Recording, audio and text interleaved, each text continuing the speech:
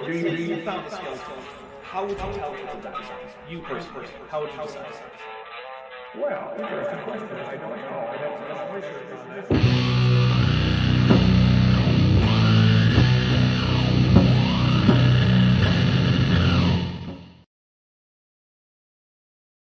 Hey everybody, welcome to Eric Hovind Defends Slavery Dapper Reacts number, 73 I think it is. I am here, as you can see, with Kip Davis up top, and then Chesh in the middle, and then me down there at the bottom slot there. That's definitely what's going on. We are here to take... Oh.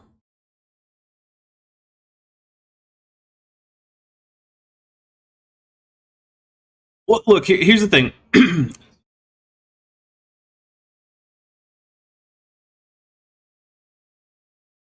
Hey, look, here's the thing. I happen to know that Dr. Josh Bowen gets a little tired of constantly talking about the slavery topic.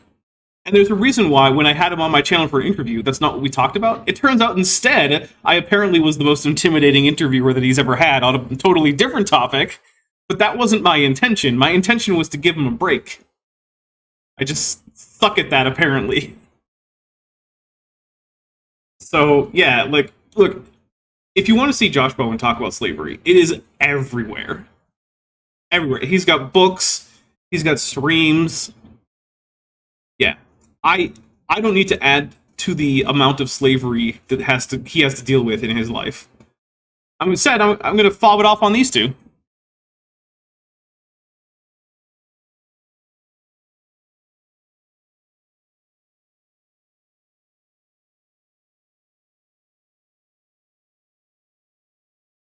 The University of what was it? People couldn't hear y'all. That's my fault. That's a Dapper's a professional. I'll take a drink.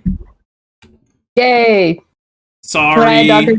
When I had Dr. Josh on, I had him on with Sir Skeptic, and I had him on with Vishanti, and I made him watch Jordan Peterson and his Roundtable of Rejects in their Exodus series. We only watched episode 1, and we didn't even watch the whole thing. It was just for fun, but I definitely recommend it. They were like, why? Why are we here? And I was just like, to suffer. For $4.99, Roshina illegal Taxon Keller, got it, says, I would hate to receive diamond jewelry as an apology for Dapper as a professional. I'm sure that would be terrible. Alright, so, look, this video is only about 40 minutes long. I don't think we're going to finish it, but I also don't think I'm going to do a number 2. So rather than standing on ceremony, I'll just let everyone know, hey, the drink counter is in effect.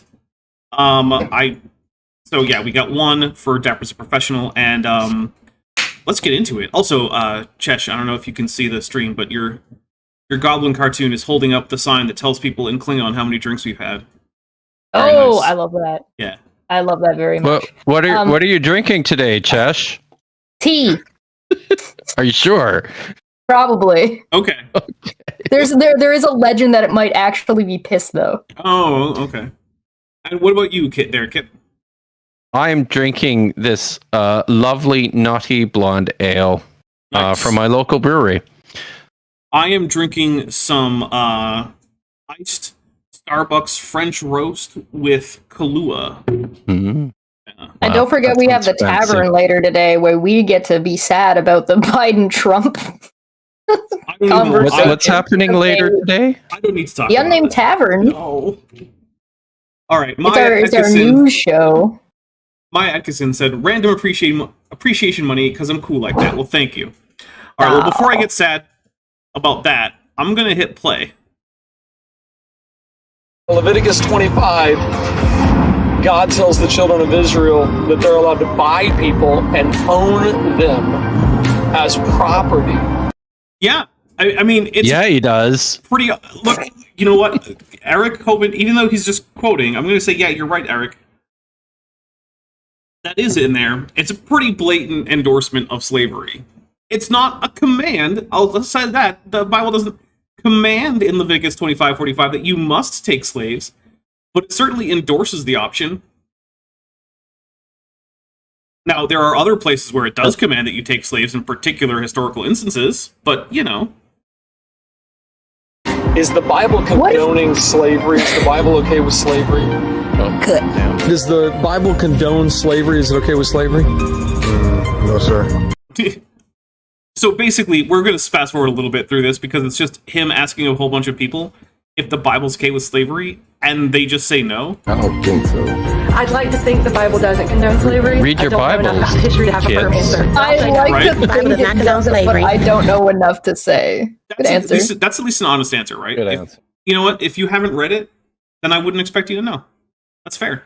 No. Well, I asked people around Pensacola, Florida, which is definitely in the South, if the Bible was okay with slavery, and I'm really glad they all said no.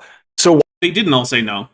First of all, I don't believe that Eric Hovind showed every single interview he had, because I bet there were a few people in there who said yes, and he just didn't put it in there. And I know that because I've seen how, apologists edit their man on the street interviews. And I've known people who've been interviewed by apologists for man on the street interviews, and their version of the interview that was uploaded was not exactly the version of the interview that took place. Let's just say that. What if I just boiled piss and put a tea bag in it? Then it would technically still be tea, I think. But also, remember, even with the people he showed, one of them didn't say no. They said, I don't think Correct. so. That's not the same thing. That's true. That's true. Saying, Yeah. I don't think so. I think- Oh, sorry, go ahead. No, I was going to say my secret fantasy is to be interviewed in the street by an apologist. But Well, it's not a secret don't- anymore. Is that the conversation you have with yourself in the shower? yes, it is. When It Ray is. Comfort came up And to I me, practice. we got So a membership chat. The South Geek X, who has been a member for 14 months and is at the annual level, says, hey, off-topic question. I'm reading up on the Dead Sea Scrolls. Does Kip have a vid, series, podcast, collab to recommend? Hard to find good sources. it's funny. You should ask.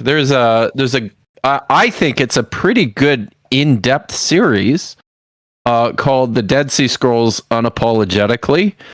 And you can find that actually on my channel. I took a break from it, but there's still already, I think, over 4 hours of content all about the discovery of the Dead Sea Scrolls and the contents. Most of what I've done so far is just focused on the relationship of the Dead Sea Scrolls to the Bible. The other half of this, when I get back to it, will be the Dead Sea Scrolls within early Judaism, and then the Dead Sea Scrolls and their relationship to Christianity and Christian literature.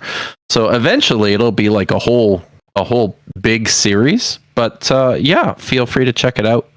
I think it's pretty good. Nice. And Kip's channel is linked in the description. It's the one that says at Kip Davis. Click that. The one that's not mine. Right, the one that doesn't say at Calvin Q Chesh or whatever.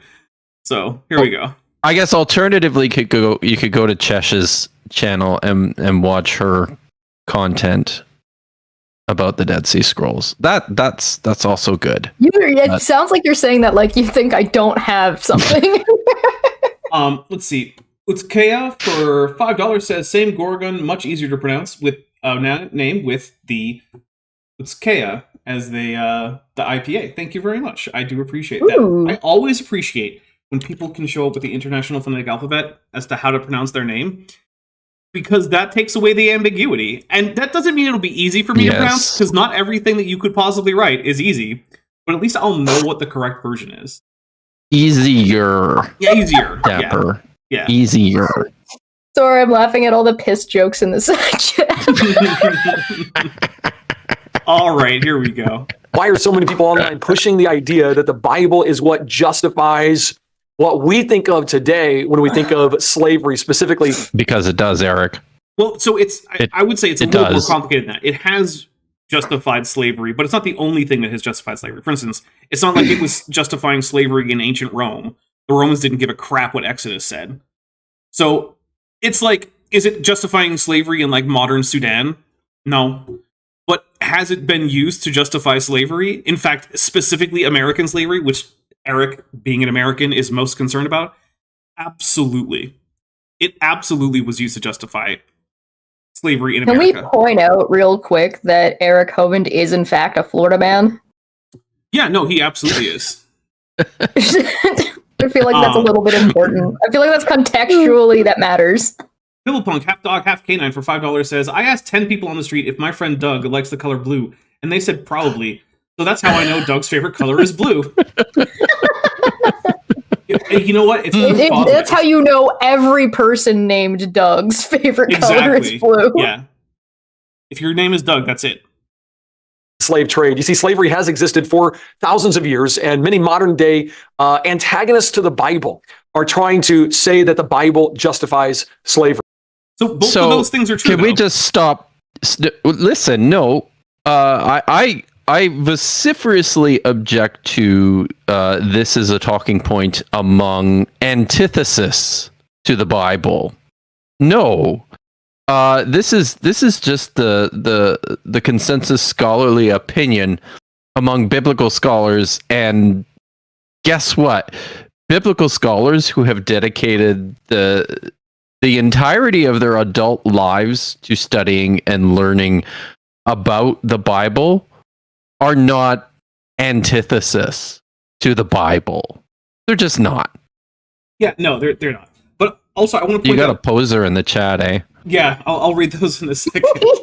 So one thing is, like, if Eric wants to make the argument that the Bible didn't create slavery, well, yeah, obviously it didn't create slavery. Slavery predates the Bible. But if you want to then say that the Bible had some kind of special lack of endorsement for slavery, it didn't. If you want to say it ameliorated slavery, it didn't.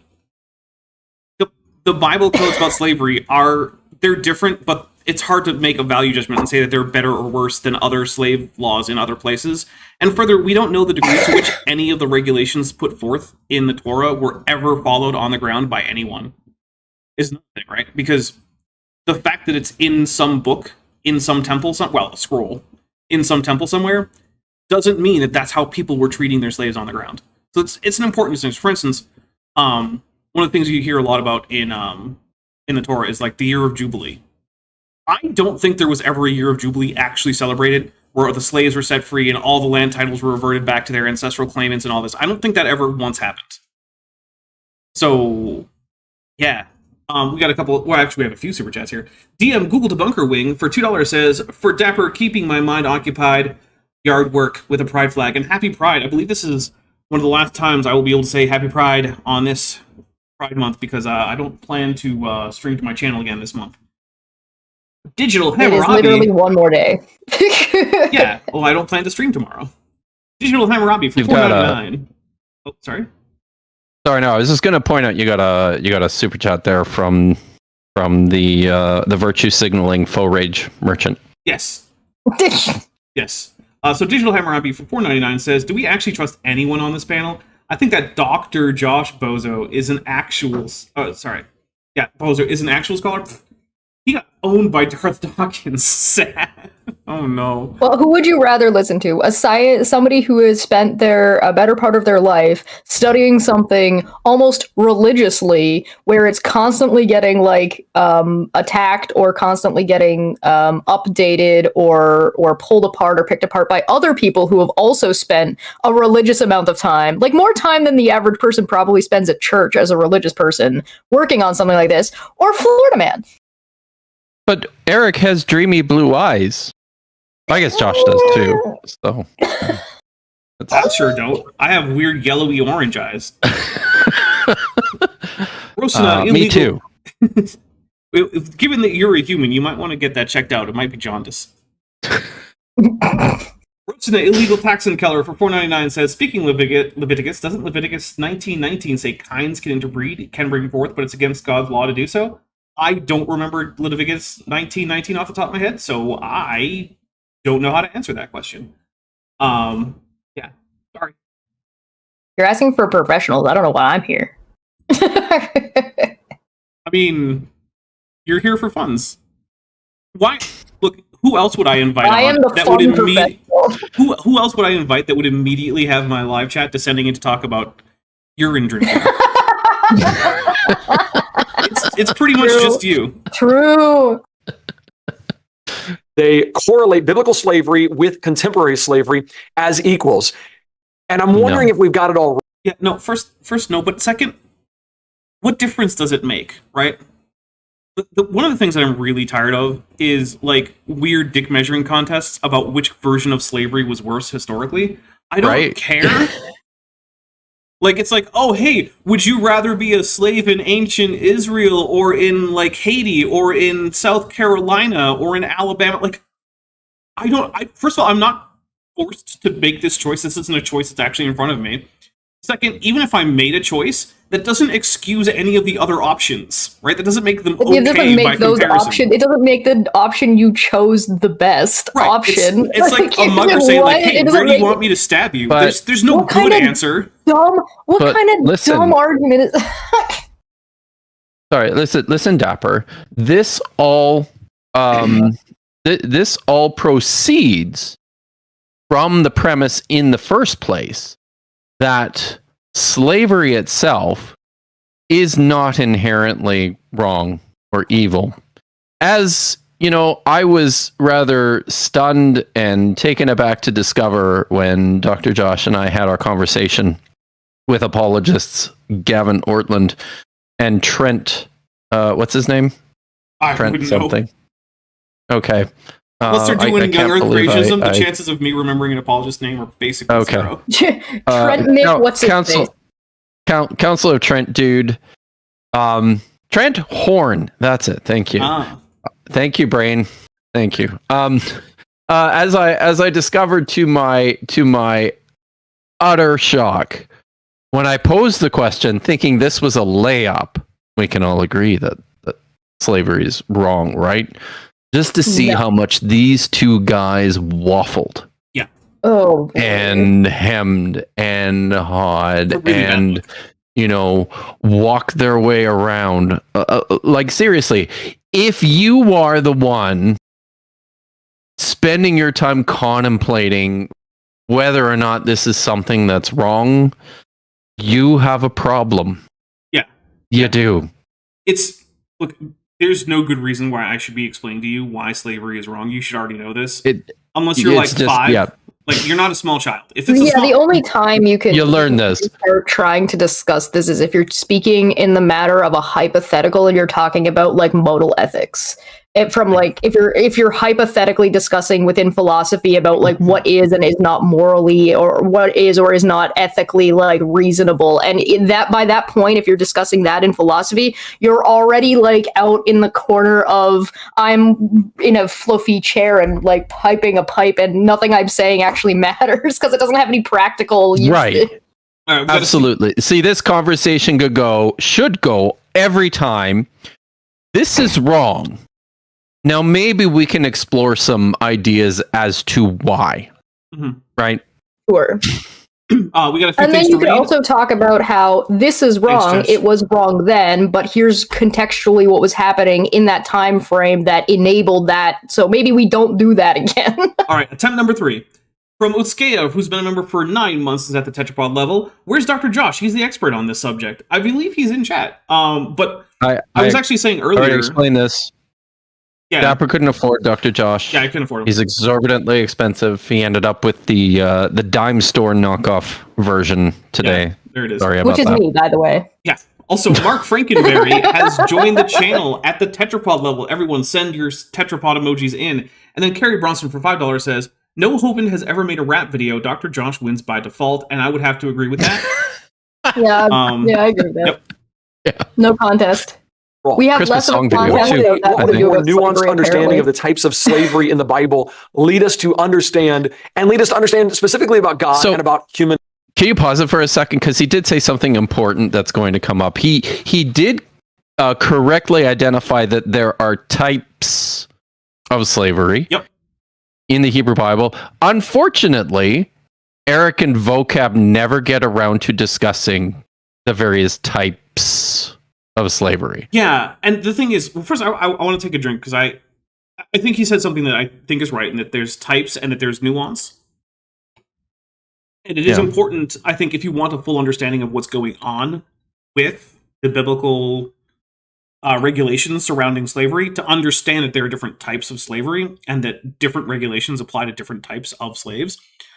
But the problem is that no matter how much nuance you have, you don't come away with a slavery bad from the Bible.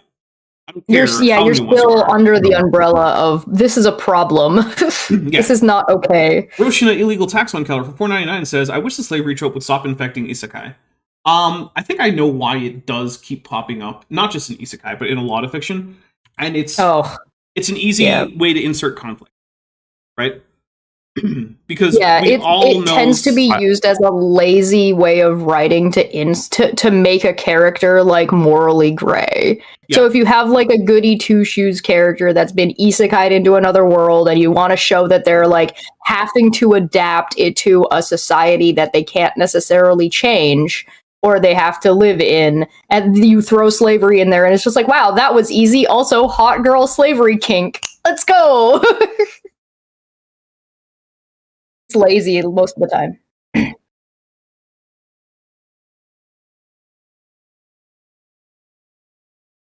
Yeah.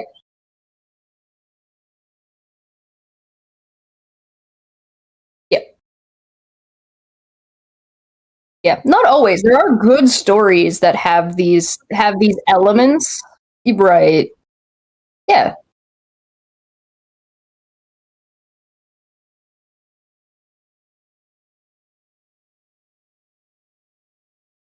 True. Well, and there's so many, if you want to get into it, there's so many like isekai anime that exist because they all got pumped out because it was like a hot topic. So there's a lot of like schlocky, bad, like quick written as quickly as possible to try to make money I'm a type. professional.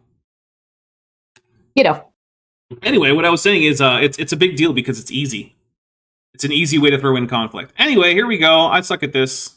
Nature. I want to shed light on this somewhat, it could be controversial. Hopefully when you understand it, it's not controversial at all, but this subject, and make sure that we're seeing it from the right perspective. I mean, I actually don't think it's controversial, or at least it shouldn't be. It's not controversial among biblical scholars. It's mostly controversial because of people like Eric. He's the one bringing in controversy because he's trying to say, like, it's not that bad, guys. Trust me. It's only controversial on the basis of a pre-commitment to the authority of the text. That's it. Define the right perspective. Well, the right perspective is Eric's, obviously. Eric's obviously always.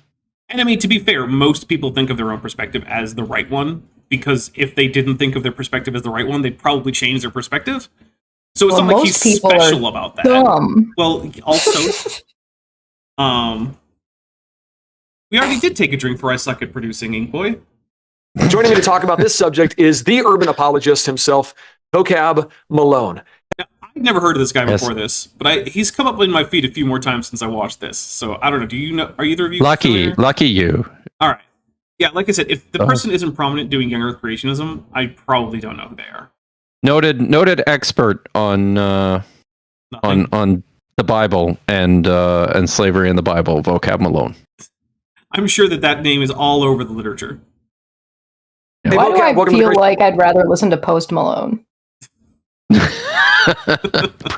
Probably because you would. Yeah, it's just an accurate feeling. Today's show, bud. I'm great. I'm great. I'm very glad to be here, Eric. Thank you for having me. And is vocab his actual name? Is that that can't be it, right? I do not know. Okay, but if it is, that's pretty badass. I mean, I think I saw this guy on Frank Turek once. That wouldn't surprise me. Undoubtedly.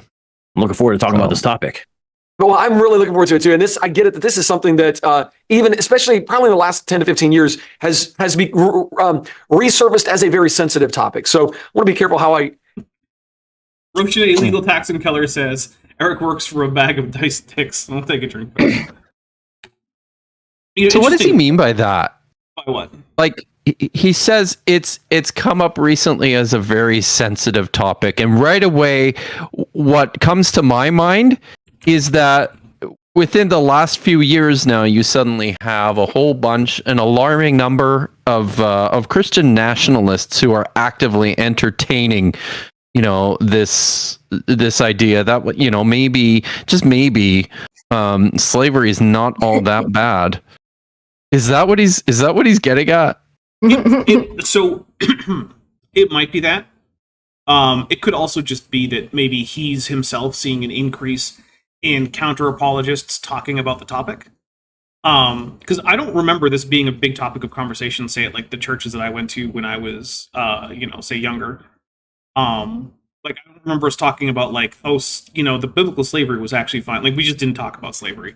I don't even remember it really coming up when like the atheist debate movement type thing. It happened a little bit, like it was a talking point that popped up once or twice, but it wasn't like the main. It definitely wasn't focused on at the very least.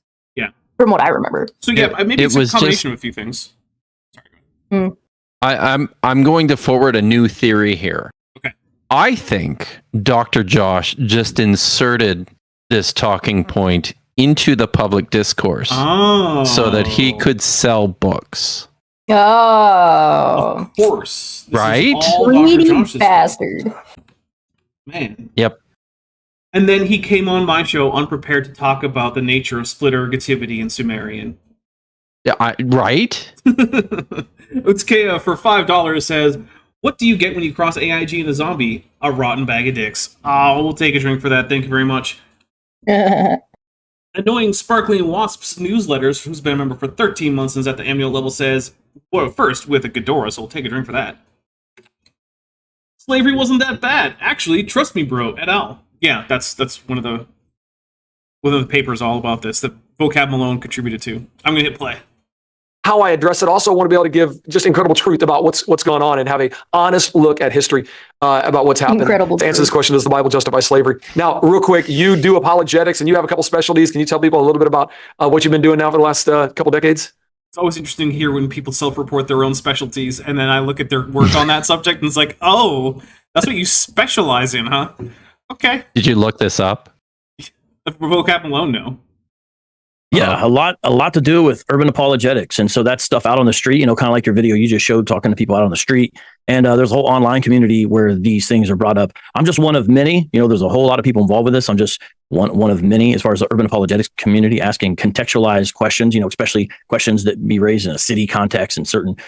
So your specialization is being in a city. That doesn't seem like a specialty to me, but I don't know. Listen, it's being obnoxious in a city. Oh, yes. Without getting arrested. Well, I'm not confident that he hasn't been arrested. Me either. Communities, especially as things change, as you alluded to in the intro. And I'm glad to be able to bring some urban apologetic issues to different platforms such as this today. So hopefully it'll be beneficial. Urban apologetic issues? Yeah, what are any of these the people Bible changes when it's in a city. That's just what happens. What are these words? It makes no sense to me, but you know what? Whatever.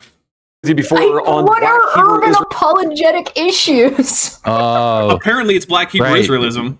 Okay. Roshina Illegal Keller.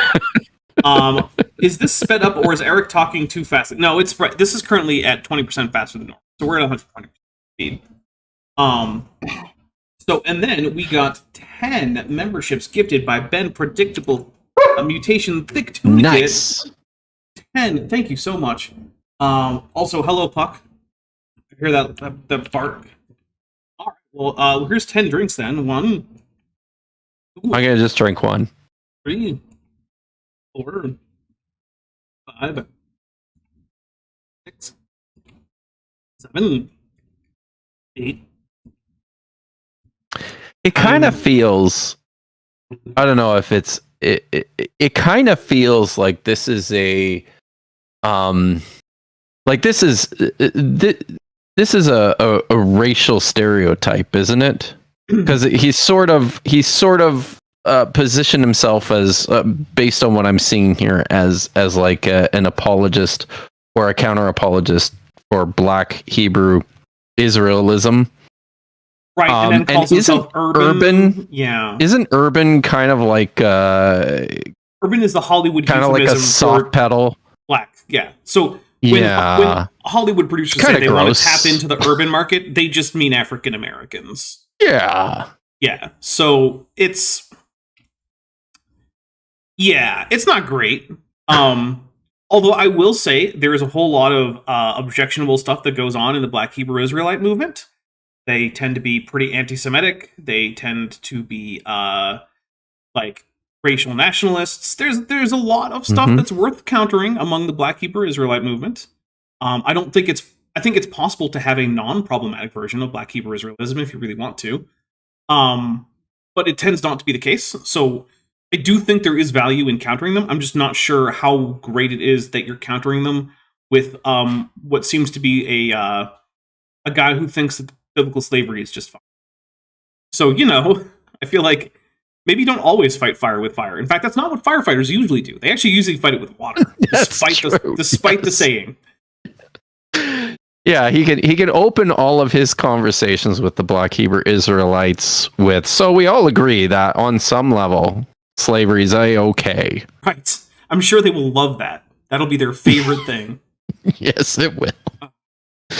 Israelite movement, which I found fascinating as you kind of unwind and unpackage exactly what's being taught from that perspective. Don't have time to get into that today, but guys, if you didn't watch it from my partners here, you get access to the full show. It's right there on the on-demand page for you at creationtoday.org. And if you're watching on social media, you're going to want to go check out the Black Hebrew Israelite movement on the Creation Today channel.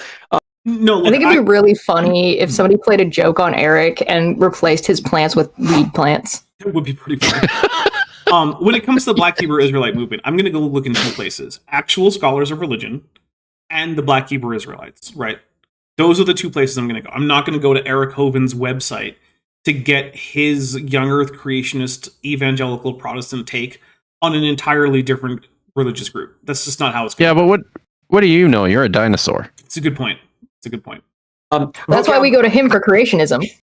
How are people thinking right now about slavery, and does the Bible condone slavery? I know we're going to go through some of the passages, but how are people right now thinking about... oh my gosh!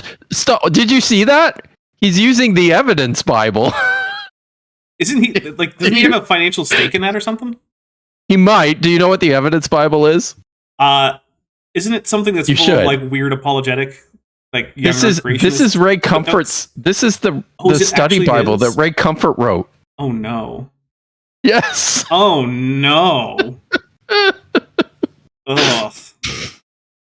I usually don't cover Ray Comfort because most of his videos just barely make a point at all, and they're just a whole bunch of poisoning the well, and then one small point that isn't true, but that would take 2 or 3 minutes to talk about, and then it's done.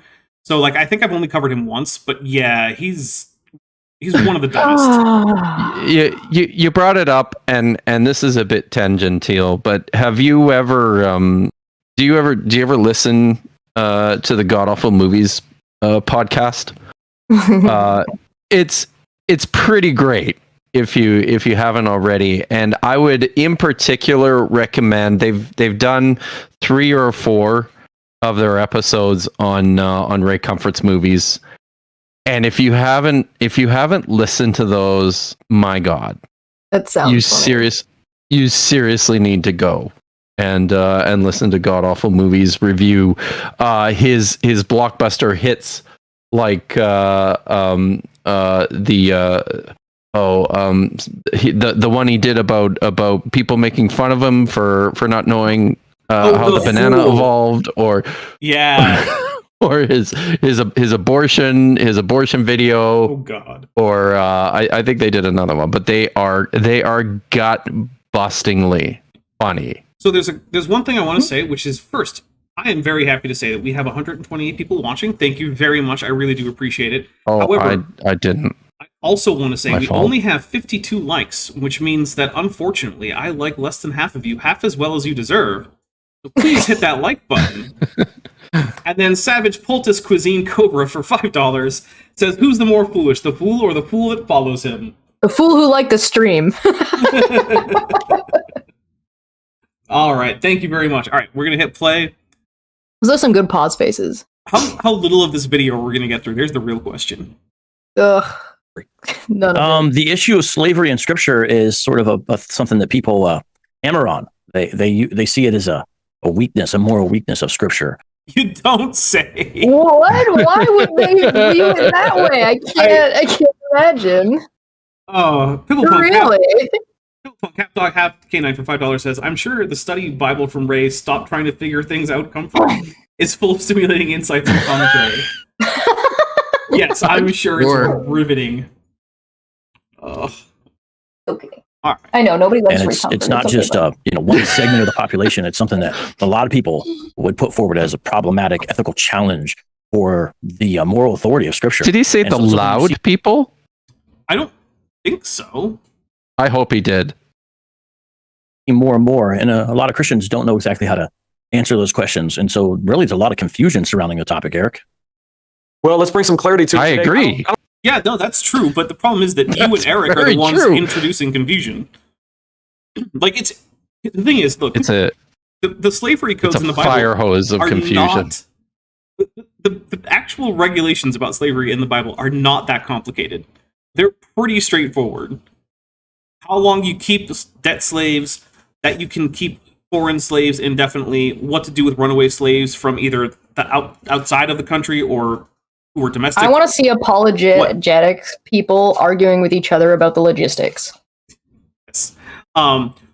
What punishments are appropriate, what goes too far, what the penalties are for going too far, what to do if your actions cause the death of another person's life. Like, all of these things are pretty darn straightforward, right?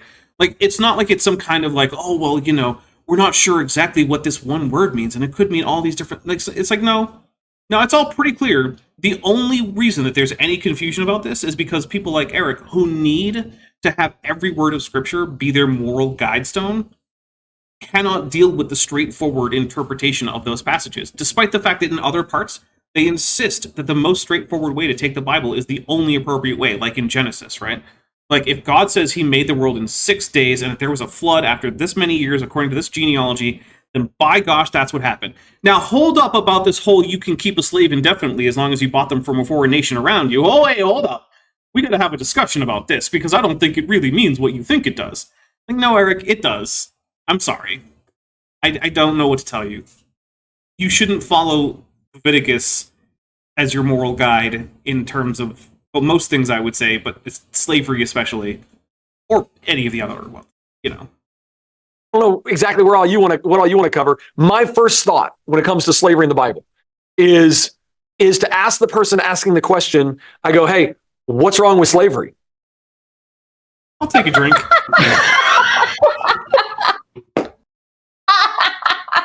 Can we go home? Are we done? Is that it? Yeah, I'm ready to go.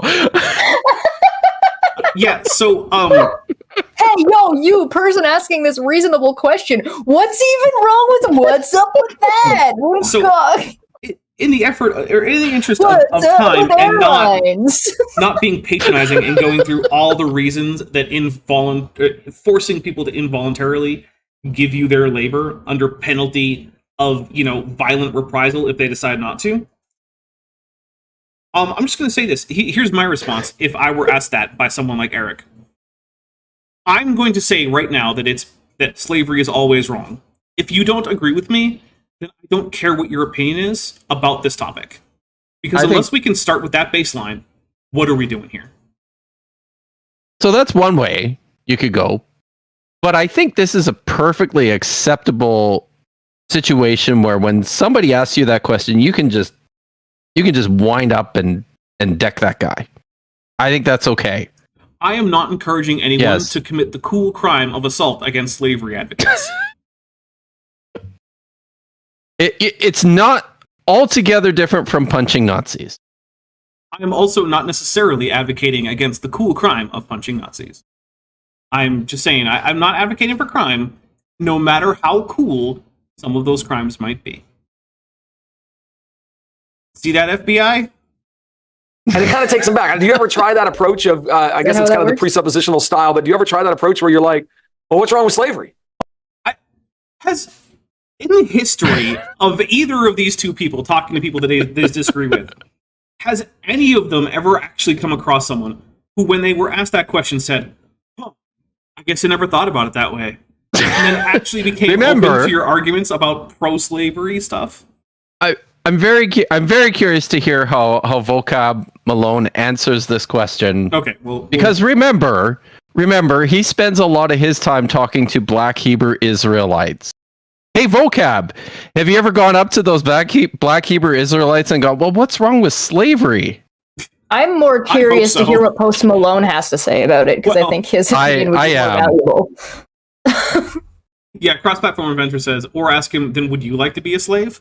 Yeah, I mean, also an option. Yeah. Oh, absolutely. I did some debates on is the Bible a book of liberation or is it a book of oppression? It was with an Isn't it? So it's Depends both, on right? who you Like ask. it's Right. both. It's just it's whatever you want it to be.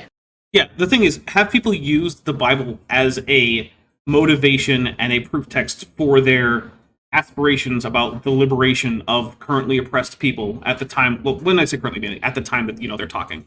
Yeah, absolutely, absolutely, they have. Right? There was a strong component of believing Christians in the abolition movements around the world. Right? Like John Brown, the guy who famously stormed that federal armory in order to try to foster a slave revolt. He was explicitly doing it for religious reasons, and he was a huge Bible reader. He was a big part of various religious groups when he was there. Yeah. But on the other hand, it is also not something that you should miss, that basically every single church in the southern states during the Civil War aligned themselves with the Confederacy and tried to keep slavery as part of their theology for, again, biblical reasons. It is a book that contains a lot of stuff. Some of it is very easy to use for liberation and justice and equality, and some of it is very easy to use for oppression and bigotry. All right, go ahead, Kip. Can I make a book recommendation at this point? I mean, of course, always. Y'all were thinking I was gonna recommend Dr. Josh's book, his revised, updated edition on slavery in the Bible, and of course, everyone should buy that and read that. But there is a book that's published by Project Gutenberg titled "Slavery Ordained of God," the author of which was Frederick A. Ross, who was, I believe, a southern congressman. A congressman from one of the Confederate states, who argued very strongly for the institution of slavery on the basis of the biblical text. Yeah, and all of his speeches and all of his letters to this effect have been collected and published in this book. The reason why this was an issue, this was even an issue in in the middle of the 19th century, was in large part because you can make the case from both sides of the Bible. Yeah.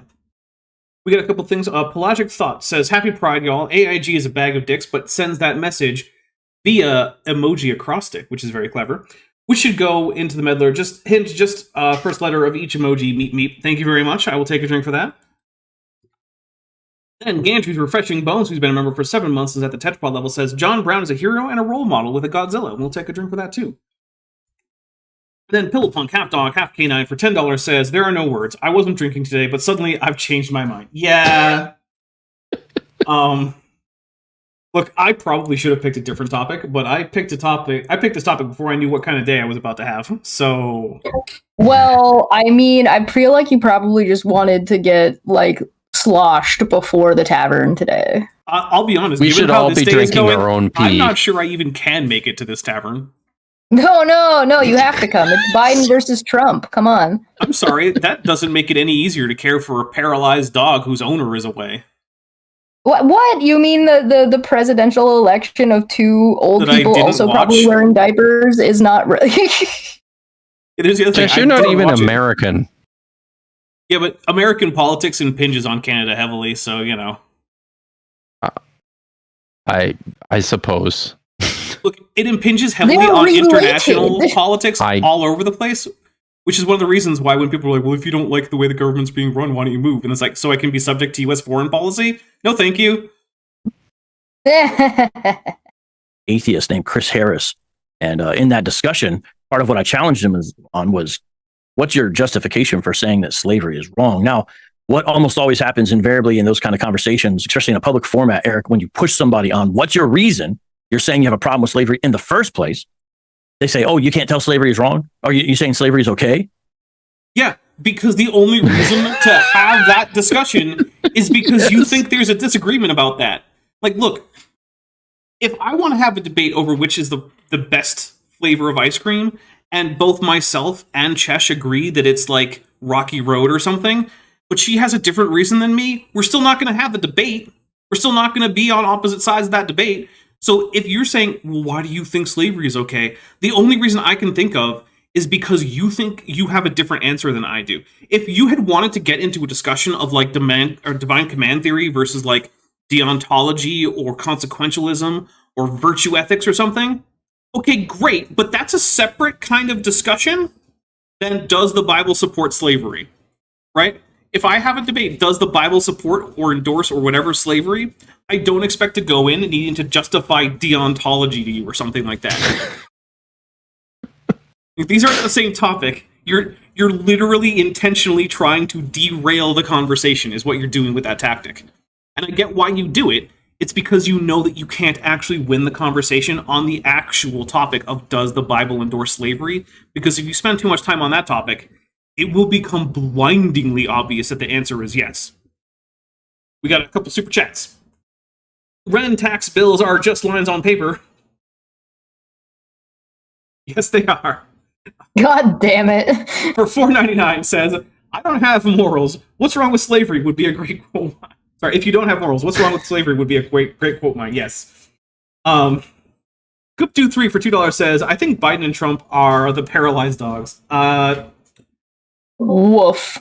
I mean, I'm just going to say, if I had some septuagenarian presidential candidate dogs who were in diapers, I think the vet might have One's an octogenarian, isn't he? Well, yeah, I think so. I would have the vet over, and you know, the vet would leave, and the dogs would go over by the orange tree.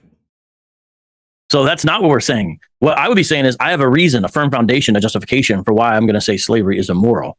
I'm asking you as an atheist, you as a secularist, you as someone who discounts the Bible, you someone who holds to evolution especially. Okay, here's the thing, though. Yeah. The world isn't composed of people who think the Bible doesn't support slavery on the one side and atheists who believe in evolution on the other side. There's a whole lot of nuance in there for other people, right? There were a lot of... I mean, it's not even like a technically correct... Like, his presentation is not even like a technically correct way to put it. It's like saying everybody is either a cat or not a cat. At least you can verify that. But the things that he chose aren't ones that can't coexist. You could be atheist who's even a Christian and who acknowledges that the Bible absolutely seems to endorse slavery on the plain reading. There are many. Yeah. Like, yes. And you don't have to then therefore take that as your moral imperative, despite acknowledging the brute fact that the Bible absolutely endorses slavery. This is one of the things that really bugs me about these guys. Sorry, go ahead. Yeah, no, I was going to say, I think the proper response to that statement, you know, I have a proper justification for my blah blah blah bitty blah blah, is to say, is it really that firm? Well, then the problem is, though, that at that point you are getting into having the moral philosophy discussion, right? Because that is one of the problems. He wants to drag you into a discussion of moral philosophy because he does not have good answers for the slavery topic. It's a non sequitur. Yeah. This is a situation where, like, the proper response to somebody who says that is to laugh at them and leave. Drink for Mothra. Thanks, Mothra. How are you telling me you have a problem with that? I want to know your reason you have a problem with it, other than you get that people don't like it right now. What's your particular reason? That's a good enough reason. I mean, right now? You think people liked slavery then? I mean, only the people that matter. The slave owners did. Just you wait. I'm sure they're going to make this case about how much people were happy to... It doesn't actually matter whether or not the reason is just popularity. If we both agree on the reason, it doesn't matter. That's the basis for our conversation. Well, it's a ad populum fallacy if you're going to say, well, slavery was good at the time because lots of people liked it. Like, that's not... So what? People like lots of things that aren't good for them. People play Fortnite, don't they? Lots of people are on Twitter and they don't even want to be there. Yeah. They're there anyway. My unfinished journey for $5 is slavery wrong? Valid question. Valid Christian answer. Because all people are made in God's image. Any other answer in today's world stinks of sus. Yeah, look, here's the thing. If you want to use the Imago Dei as a reason to override the endorsement of slavery in the Bible and say that that's a more important thing to you, I'm fine with that. It's not without its problems. It's not without its problems, but look, if it's going to lead you to be like anti-slavery, okay. Yeah, absolutely. Yes, please. Yeah.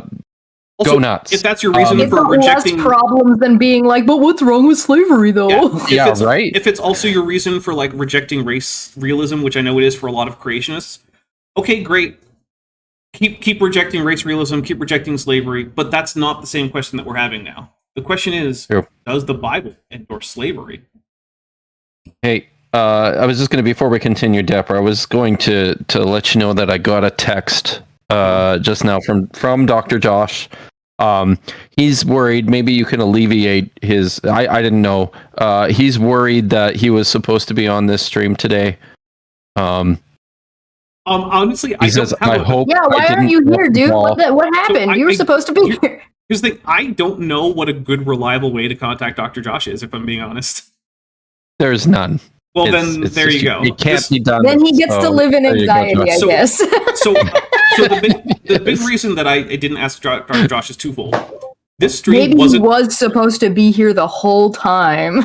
So, like I was trying to say, the two big reasons are, one, this stream wasn't planned before, like, a couple days ago. Like, I did not know that this stream was going to be happening until very recently. And I wasn't sure what a good way to reliably get a hold of Dr. Josh in time for him to be here was. So I opted to not bother. So he called me instead. Actually, I called you before I knew what the stream was going to be about. That's true. I think you called me after. Yep. You knew. Yeah, that's because right. I knew I could get a hold of you in a time frame that would probably allow you to be here. But I wasn't so sure about that for Dr. Josh. Because when it's last minute, I really do have to pick and choose who I ask based on who I think will actually be able to get back to me in time. Because there are some people who I would love to have on, but they're unreliable as far as getting back. You could try carrier pigeon next time, or work, yeah. Maybe I haven't tried smoke signals, but that might work too. Well, smoke signals, you have to be in line of sight, and I don't think Dr. Josh lives close enough to me. Just need more smoke. Maybe if the Earth is flat, it would. Oh yeah, because then we would have like endless sight lines between locations. Yeah. Okay. I don't think that's true either. That's true. Maybe at a certain elevation. Yeah, if this had been something that I had been planning for like a month or something, I definitely would have like sent Josh like an email or something and said like, "Hey, we're going to be discussing this thing. You want to come on?" A gilded invitation. Yeah, hand delivered by like the Queen of Canada, because I'm sure you guys would love to get rid of her. Is she still doing stuff? She's still trying to pretend that she's in charge of the police? In a while. Okay. I haven't. Yeah. All right. That's probably good, because that was getting weird and culty. Getting? Well, okay, yeah, that's a good point. Welcome to the 21st century. Yeah. People come up with all kinds of answers. One guy told me, well, it was not the tradition of our ancestors to be enslaved. And maybe that's true. Be a weird answer, but sure. Maybe that's not. But what if someone else's tradition is to enslave other peoples? Then, you just have a battle of traditions of ancestors. Okay. So they don't really. So this guy cherry picks the dumbest reason he's been given. Thanks. You have a good foundation. And that's kind of the biggest issue I see is you got a bunch of people trying to discredit the Bible. So there is a specific reason Vishanti isn't here, and it's the entire reason that I had to come up with a last minute thing. Vishanti is unavailable today. So that is the reason we're not just doing our regular type topics with the regular guest lineup, is because specifically that didn't work. This stream is a very last minute endeavor on all the bench warmers. I mean, to some extent. I mean, well, here's the thing. I'm always happy to have Kip on when there's something about like the Bible specifically coming up. It's just that most of the time on my stream, that's not what you're covering. What we're talking about. Yeah. So I've said to Kip, like, you can come on, but we're going to talk about like the evolution of feathers. And it's like, is that something that you want to talk about? It's like, no, not really. I don't blame you. Yeah. Trying to say the Bible is immoral because it justifies slavery. And when you ask them and you push them, okay, well, hang on. You're assuming slavery is unjust. You're assuming. Clearly. Yes. No, yes, it's not an assumption. No, I'm willing to say it's an assumption, because I'm not going to justify it in this discussion. Reasonable. I can give you a justification, but I'm not going to do it in this discussion. For the purposes of the discussion, sure. Does the Bible endorse slavery? I'm not going to sit here and try to justify that position that slavery is immoral. I'm just going to assume it because I know you also agree with it, Eric. Because here's the thing, right? On the ground, Sure. if Eric actually saw someone being treated according to the biblical slavery laws, I don't think he would be okay with it. Great point. Yeah, I think that's an excellent point. And again, maybe I'm just giving him too much credit. Maybe he would be okay with it. That's an assumption. I'll just make this point again. Clearly, Eric's not talking to scholars because scholars aren't out there trying to discredit the Bible. What scholar's gonna hang out with Eric Hovind? Yeah, that's I mean, fair point. The thing is, that's why they're publishing books. Scholars are out there to try to uncover as much information as we can about the topic that they are scholars of, right? Scholars are out there trying to make sure that we can scholars of the Bible are out there trying to make sure that there is as much clear and accurate information as is possible about the text of the Bible, the development of that text, the authorship of that text, the context of that text, what the authorial intent is, how the interpretation of that text has varied over time, all of these things, right? Now, if that happens to be a problem for your pet interpretation, that is not the fault of the scholars, nor does it negate their work. Sorry, that's just how it works. Can Eric Hovind read? First question. Katina Pack Bay says, I think that's too much credit for Eric. So here's the thing, right? I have possibly the lowest opinion it is possible to have of a person of Eric's father. However, despite my many, many disagreements, and also sometimes, moral questions about Eric Hovind, I currently do have a much higher opinion of him than I do of his father, and I do think that overall, Eric is probably not a terrible person beyond his advocacy for pseudoscientific nonsense. Are you grading on a curve? Yes. For creationists. There are far worse grades. Look, Ken Ham is a worse person than Eric Hovind. Yeah, if we're grading on a curve, you should do that. You should get together and do a tier list of creationists and see who you would put for as a third time. Yeah. Okay. You got to do one every year. Well, that's what the Cambrian Bunny Awards are for. Yeah, that's group voting though. Yeah, but we do hand out an award for best overall creationist, which means either least wrong or best behaved or whatever. Pibblepunk half dog half cannon for $5 says, just do 1 second. I quote assume slavery is wrong the same way physicists quote assume gravity effects matter. Yeah. It's the thing, like I said, look, you can come up with whatever moral philosophy you want to come to this conclusion. But the fact is, I think we're all coming to that conclusion, right? The reason that Eric isn't just coming out and full-throatedly saying, yes, the Bible endorses slavery, and that's okay because slavery is good, is because he also knows it's not. If he didn't think that slavery wasn't bad, then he would probably just say, yep, the Bible endorses slavery, and I do too. But he's not, right? And I have to think that the reason for that is because he knows that it's not right. So yeah. But again, maybe I'm being overly generous. I don't know. Slavery is immoral. Where do we get that idea from? Why is that the case? And like you just said, we're not saying it is. We're just asking, well, what's the foundation? How do we know that? How do we know slavery is wrong? I know you're going to just say divine command theory or something that boils down to it, Eric. Just get past it. Specifically, that kind of slavery. And there's a lot of different types of slavery. I guess we can talk about that. Okay, well, take us on a journey through slavery, where we're at, because this is a lot of people are using this now to go against the Bible, and I really want to push back on that. I don't think the Bible... Go against the Bible is a weird phrase. The fact that the Bible endorses slavery isn't against the Bible. It's just a fact. Right? It's as much a fact as, that the Leviticus is written in Hebrew, right? If you thought it was written in pre-Yiddish because your name is Raw Matt Nyler, that doesn't mean I'm going against the Bible by pointing out it's not written in pre-Yiddish, it's written in Hebrew. That's not what's going on here. Now, would my interpretation of those passages push against Eric's interpretation? Yeah, probably. It's not the same thing as attacking the Bible. I don't even know what that would mean. It's a set of texts. It just exists. You can choose to do with it what you will. What I would prefer that you not do with it, though, is lie about it. justifies modern day understanding of chattel slavery, but it takes a little bit to unpackage that. Walk us through some of this. Okay, I hate that too. Because the position of neither me nor any scholar I'm aware of, and Kip can correct me if I'm wrong, but it is not my position nor the position of any scholar I'm aware of, that the thing endorsed in the Bible is identical to the chattel slavery as practiced in the United States. I don't think it is. But so what?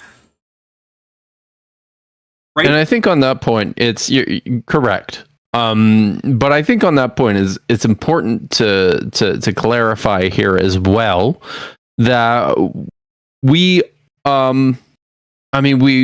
assume this, and it looks to be the case that there's I would say the biggest difference is scale, right? The fact of antebellum slavery was the industrialized version, which made it pretty terrible. But we just don't know enough about the ancient world to make these hard and fast statements about how they compare. I mean, at the very least, we can point out the regulations which were often ordered in the breach were not the same between the antebellum South and the Bible. So, but importantly, the slave laws that were implemented by the United States and then by the Confederate States were based on the slave laws drawn from the Bible. Yeah, so to some degree. as Josh will continue to point out, one of the big problems in this discussion for apologists is they're never comparing apples to oranges. They are comparing legislative texts from the Bible to anecdotal on the ground accounts of the treatment of slaves and the way the institution of slavery played out right on the ground, right in the American South. And we have no information about that from it, or very, very scant bits of information of that from antiquity. We don't have a Frederick Douglass from the Bronze Age or the Iron Age telling what it was like to be a slave in ancient Israel. We just don't. Yep. If we did, it would be interesting. I would be very fascinated to read what that person had to say. Very. You could make the argument that we do from the medieval period. We do have some accounts from slaves in various countries, but they weren't ancient Israel. They were places like various caliphates or Egypt or things like that, which still not the same thing. And also, those particular slaves tended to be, as far as slaves go, very privileged. They were usually the slaves of very wealthy nobility who themselves were actually in charge of big aspects of the government as their duty as a slave, which is not the same thing as being the the slave who's working on the farm. That's not the same experience. So we really don't know what slavery was like until very recently on the ground. Go ahead. Sorry about that, Chesh. Can I just jump in on one sort of more of a philosophical issue with what was brought up a minute ago before I had to run away for a second? When you bring up we're assuming that slavery is a moral wrong thing to do, it opens up a can of worms. You're having this discussion about even if you can justify something from a logical standpoint, it doesn't mean we should do it. So for example, if we wanted to hypothetically say that we don't have there's no moral quandary with slavery, if we just take that out and we say, okay, it's okay, or it's actually morally good to sacrifice a percentage of the population for the good, the needs of the many outweigh the needs of the few. So we're going to sacrifice a minority of people for the greater good of the majority of the people. Does that mean that's something we should actually do? Of course not. Of course that's not something we should do. We should find another way to do things. What do you mean? All right, with that, we are going to take a quick break because I need to get myself a fresh iced coffee with some Kahlua in it. And in the meantime... Spock is evil. Yeah, Spock is evil. That is the conclusion we're going to come away with. Ethan Peck, if you're listening, I don't mean that. I don't think your Spock is evil. Anyway, we're going to go and take a quick intermission. We'll be back in just a few minutes. In the meantime, please enjoy the musical stylings of Ben Hovind, who, if you want to support him, his Patreon is linked in the description. Feel free to go check that out. Toss him a few bucks if you want to. And I will be back in just a few minutes.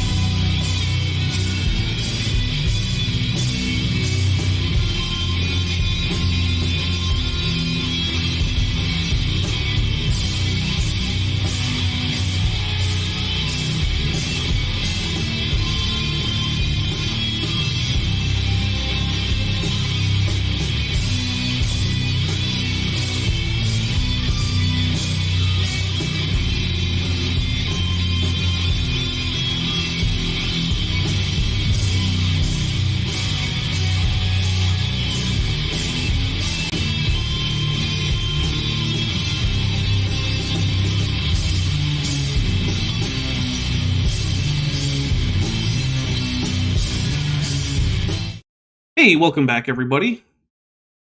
We are back. I have a fresh iced coffee with Kahlua here.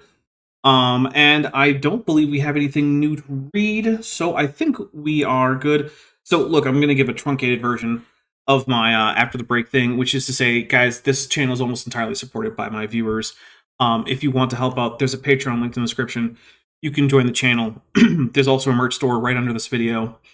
There's also an Amazon wish list. And like I said, Bent also has an Amazon wish list and a Patreon. And yeah, if you want to send him anything on there, I'm sure that when he is back home, he will appreciate any of that. So if you don't know what I'm talking about, go watch yesterday's stream. I don't want to continue to keep talking about that because I want to keep talking about Eric Hovind for some reason. Because apparently that's somehow my preference, and I don't understand. And just like, we both have said, we believe Scripture condemns that kind of slavery, number one. Where specifically is there anything in the Bible that says that what was going on in American slavery is specifically bad? Because overall, it actually seems to me to be pretty compatible with the laws regarding slaves from foreign nations, which, I mean, let's be fair, that's what those slaves were. Those were slaves that were purchased from foreign nations, that were imported to the United States, and then the descendants of those slaves, which in the Bible, it says that you were allowed to take slaves who will be your slave forever from foreign nations, and their descendants will be inheritance that you can give to your descendants.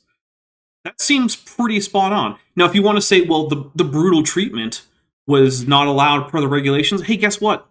There were laws already in the United States against that brutal treatment. It didn't matter. Because who was going to prosecute that? Who had standing to bring that case? Slaves didn't have standing in court. What are you going to do? Leave the plantation as a runaway, which is already illegal, to go report it to the police? No, not an option. So I don't actually see what it is about American slavery that the Bible prohibits. You can, I suppose, make the argument that it wasn't as bad as being an Israelite debt slave, and which I'd say, okay, I guess not. But I also don't think that the treatment of Israelite debt slaves was all that great either. I also don't think that was okay. So it's the okay and... Yeah, and that's the other thing. Even if it was better than American chattel slavery, or even if American chattel slavery were actually forbidden, okay, that's nice. But then what? The Bible is still endorsing slavery that is unacceptable. Because all slavery is unacceptable. We want to know the reasons why someone else who condemns slavery, the reasons why they do it. And so what I want to share now, Eric, is the baseline reasons, scripturally speaking, why we would condemn that type of slavery. Before we get the details of some of the Exodus and Levitical laws, I want to look here at the question of slavery and see how scripture does indeed condemn it. So This doesn't matter because, as you alluded to, many people see the Bible and Christianity as basically being supportive of Christianity. Maybe many people see the Bible and Christianity as being supportive of Christianity, is what he said. I think that's but not what he meant. Slavery, yeah. because that's what's on his. Okay, good. Because I'm reading the slide, I'm like, okay, he meant slavery. Yeah, he just misspoke. So I feel like Christianity is indeed supportive of Christianity, but he said something technically right. Take a drink. So here's another thing. The second point, the Bible/Christianity endorses slavery. Here's the problem, right? Christianity isn't a single thing that does anything, right? Christianity is far too broad of a category to say whether it endorses anything. Some Christians are homophobic, some aren't. Some endorse slavery, some don't. There's a huge swath. Some want to be in charge, want Christians to be the only ones in charge of the government, to make laws based on that. Some don't. Christianity is a hugely diverse thing that contains many different people with many different beliefs, many different moral philosophies, many different moral conclusions, many different interpretations of the Bible, many different ideas about what kinds of authority, if any, the Bible has over them in their lives. It is not a single thing. And it's one of the things that really bugs me about these types, like Eric and I suppose vocab, although I don't really know much about them, is that they seem to think that they are the paragons and standard bearers for Christianity, but you're not. No Well, they one want is. to be that, right? They want to pony off the good deeds and works and gatherings of other good people to promote their garbage. And like this is the type of thing we see the kind of stuff as it's like a social thing all the time, where somebody who's a bad person, a rotten apple, will speak as if they speak for an entire group and utilize that an individual or groups within that individuals within those groups, or the groups themselves, who ostensibly may or may not want good things.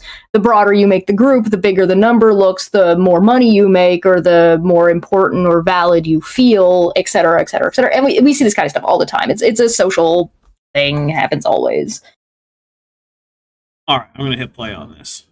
And so there's kind of a Bible / Christianity endorses slavery meme. And it is a stumbling block to many. When I say meme in this context, I don't just literally mean any individual meme. I sort of mean like a cultural trope. You mean the thing meme means. Got it. That is passed around. But does scripture endorse slavery? Is that really the case? What was happening in the antebellum South is the... No, because that's not the same thing. You're asking two separate questions. The question, does the Bible specifically endorse the conditions under which people suffered in the antebellum South as enslaved people, is not the same question as, does what is supported in the Bible constitute slavery as it is commonly understood? And those are different questions. Why is the word endorse in quotations? I don't know. I think it's just to try to emphasize that he thinks the answer is no. Yeah. And that's one of the things that bugs me about this framing, is because it's an inherently dishonest framing, right? The thing that bugs me about this framing is this entire slide. The weird perspective and the reflection is... Why is scripture all capitals? Why is... Yeah, it's a bit of a mess. But that's the thing is, like... Why is it on an angle but the picture straight? I don't... Yeah, no, none of it makes a lot of sense. But yeah, like, you're dishonestly framing this from the get-go, right? Because if you want to have the discussion, would the authors of the Bible be okay with the treatment of slave, or the authors of, say, the Torah, or at least the parts that have slave laws, be okay with what was going on in the antebellum South in the United States? And the answer is, I have no idea. I don't know how to assess that. I think they would object to some aspects of the treatment of those people, but I also think they would object to some aspects of the treatment of actual slaves on the ground in their Iron Age societies. But I actually don't know. I can't say that for certain. A separate question is, does the Bible endorse slavery? Does it endorse taking people against their will for your own uses under the penalty of actual violent treatment if they should refuse? Because ultimately that's my definition for slavery, right? If someone involuntarily is performing tasks for you of any kind, and the penalty for them leaving is anything that you do to them or that anyone else does to them that as a penalty that is in fact some kind of violence, then it's slavery. If you have someone working for you who doesn't want to, but they're doing it because you're paying them, and if they leave, all that happens is you stop paying them, then that's an employee. It's not a happy employee, but it's an employee. If you have someone who's working for you and they're getting paid, but they still don't want to, and you still can use violence to keep them there, they're still a slave because the pay isn't the important part. It's what, to me, ultimately the big thing is, are you using them for tasks at all? And what happens when they want to leave the situation? If the answer is anything other than you stop giving them whatever you were giving them, then you're probably dealing with slavery. Which, I feel like a more potent the draft question is indeed a form of slavery. And it should be opposed at all times by all people, by all means necessary. I feel like a more potent question would be, if slavery is not condoned in the Bible, were Israelites or Christians or the people of that time following that religion doing slavery? Oh, they absolutely were. So if they were doing slavery and the Bible does not endorse slavery, or in fact says don't do slavery, why were they doing it? So one of the things, maybe I'll head this up because I suspect this is going to come up, but one of the differences, I know I mentioned the big one is scale, differences between what was going on in the antebellum South and what was happening in antiquity. One of the other big differences, and this is something apologists will frequently point to, is that the system of slavery in the like the modern world, pre-modern world, I don't know, what do you call that, was based on a commitment, a belief in particular, the enslavement of African Americans was based on an idea that they were somehow a lower form of life or a separate species from humans, which made it okay. That is the kind of thinking that you just don't, that just did not occur to ancient people. But importantly, ancient people understood that virtually anybody could be enslaved. So this was, this just happened to be a matter of where you stood in the current social economy. If your tribe or your country or your city happened to be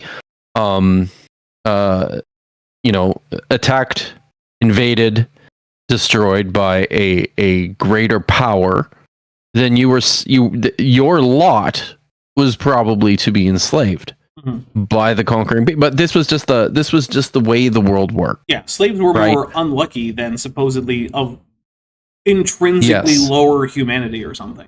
Exactly.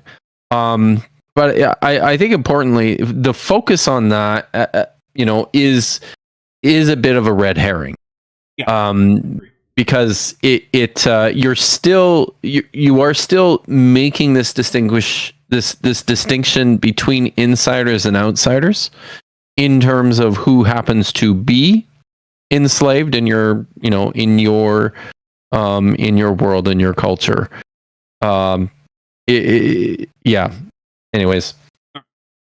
Well, let's see what else vocab has. As I see how little of this we're going through, there might actually be a follow-up to this. Bible, the foundation, does the Bible back that up? I'm going to say no. Big reason, number one reason is something called the Imago Dei. Yeah. The Imago Dei is a Latin phrase that means image of God. You can kind of see it right in there, everybody. Imago, image, Dei, God. So if you want to be more technical, you can say Imago Dei, but make sure you unpack the Imago Dei, the image of God teaching in Scripture. And the biblical ethic of love in Scripture is based upon the Imago Dei. Here's the thing, though, dude. I don't care how much Imago Dei you want to ascribe to various to people in general. I don't care how much love you want to ascribe to various parts of the Bible. There are both commands to go take slaves from certain cities, and there are regulations about what to do now that you have slaves. That's what an endorsement is. When I tell you, go get this thing. He says that you have to unpack this thing by giving us another bag of luggage to unpack. Right? Here's the thing, right? If I tell you, hey, Kip, I want you to go to the store.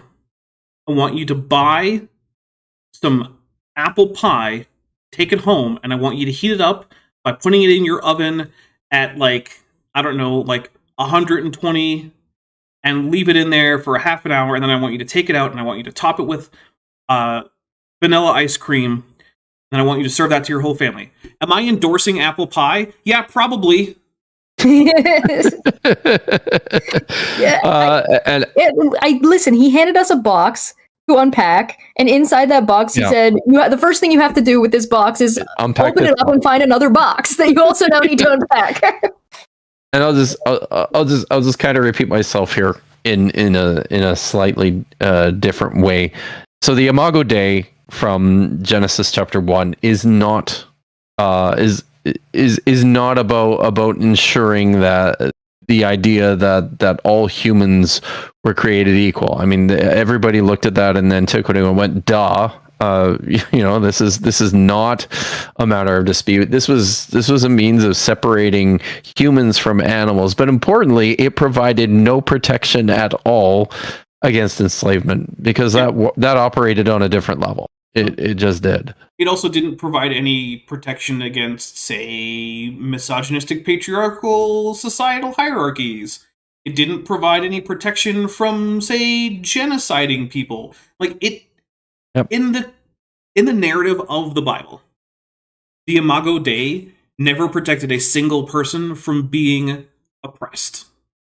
Ever. Well, it didn't even stop the people that the Bible is touting as the hero or the good people from doing these things, right? Like, for example, I watched this guy, I'm pretty sure this this vocab guy on Frank Turek talking to William Lane Craig, who by happenstance happened to be like, oh, the people who truly suffered in the Canaanite genocide was the Israeli soldiers who were given the order in the first place. I'm like, do you ever think that maybe the answer was the Israelites were wrong and they misinterpreted? Why can't that be the answer?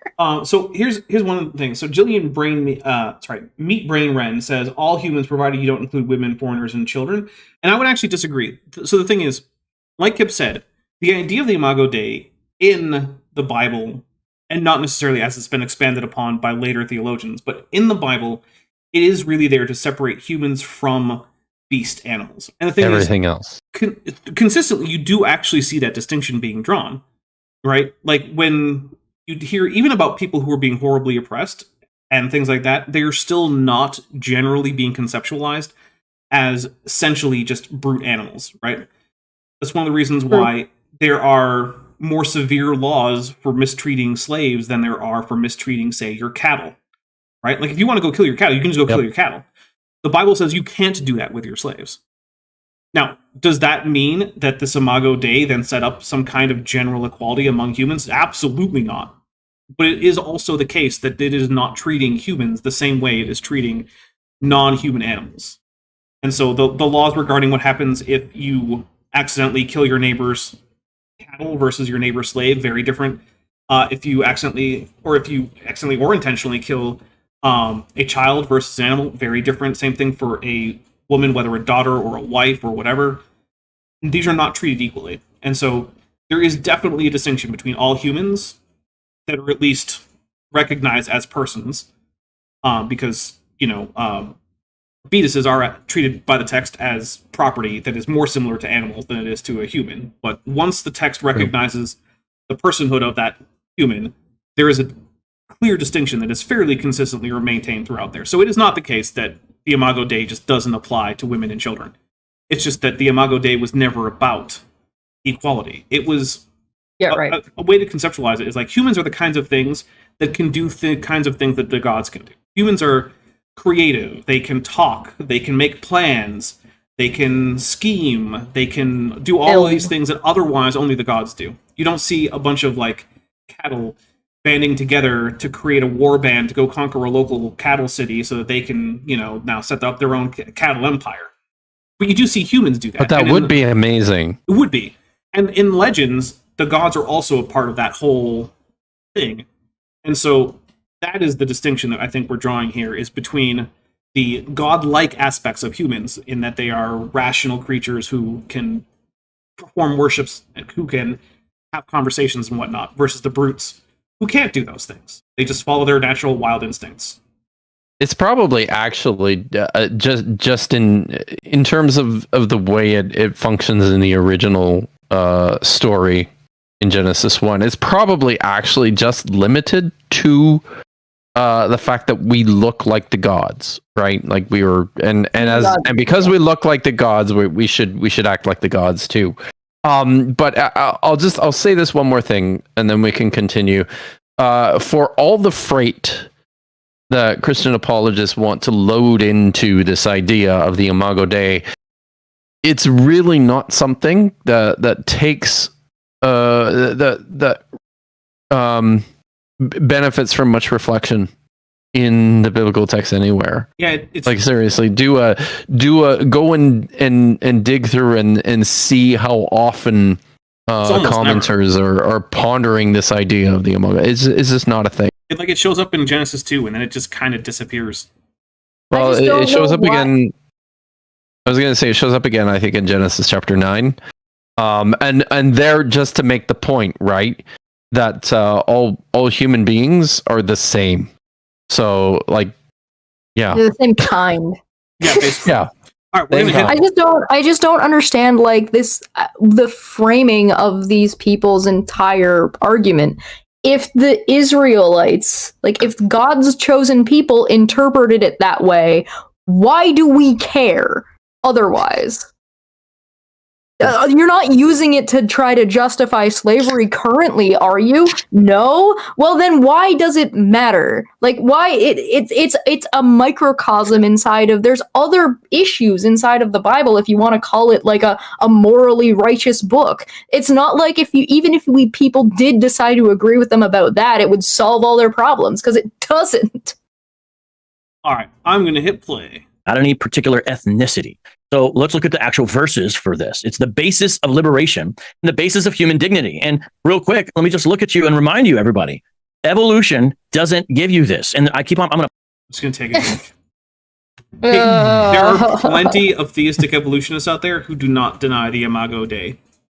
Does a fungi taking over the body of an ant and forcing it to run around count as slavery, guys?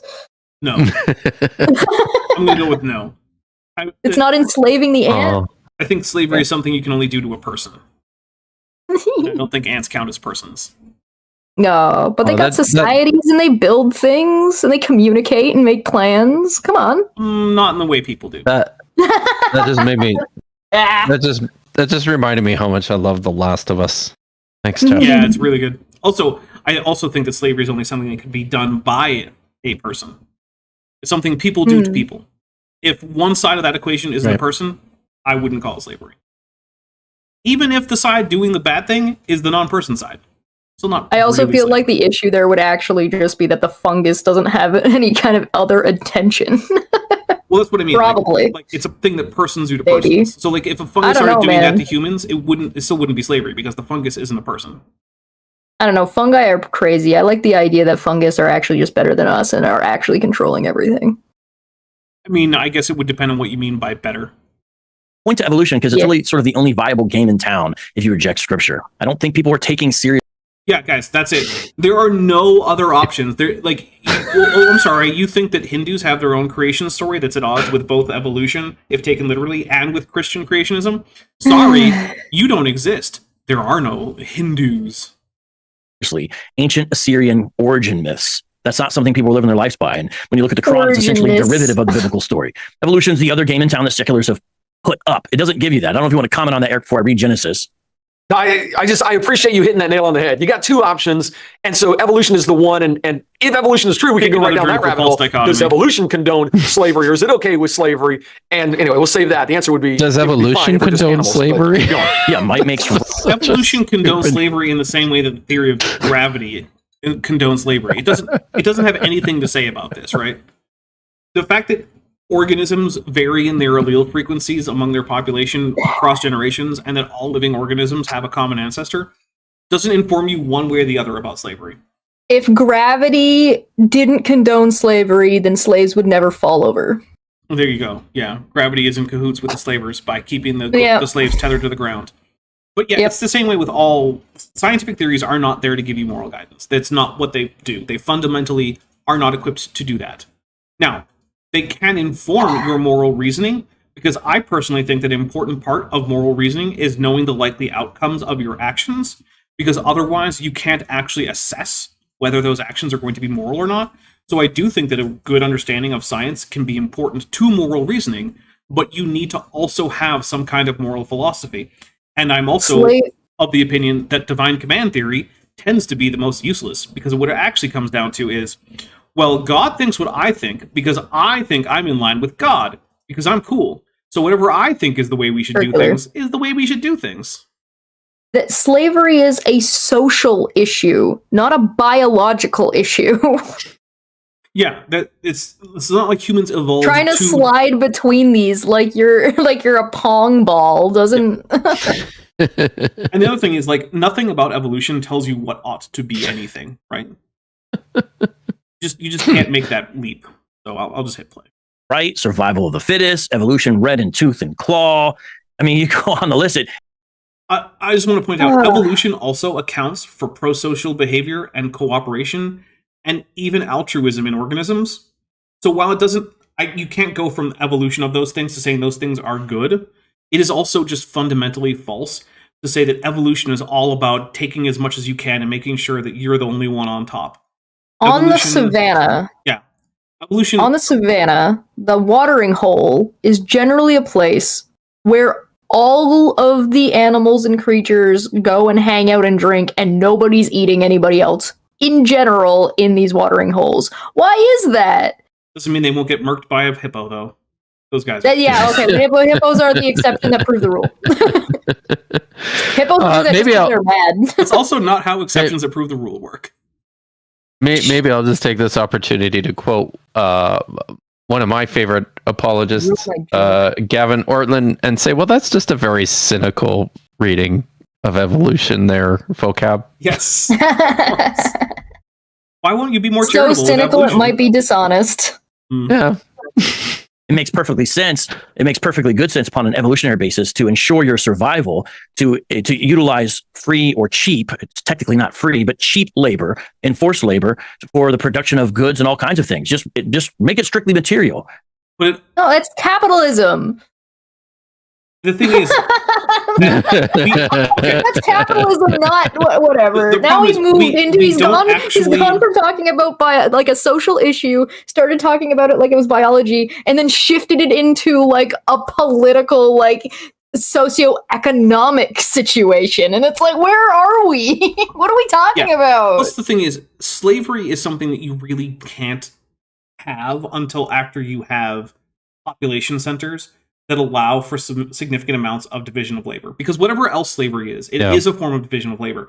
And in most hunter-gatherer societies, you need every single person available to gather calories that is needed by the group. Now, they don't necessarily have to do it all day, which is why hunter-gatherer societies can still do things like make art, make music, make shelters, things like that, right? Do crafts and produce goods. But you still need everyone to be on the get some calories today option.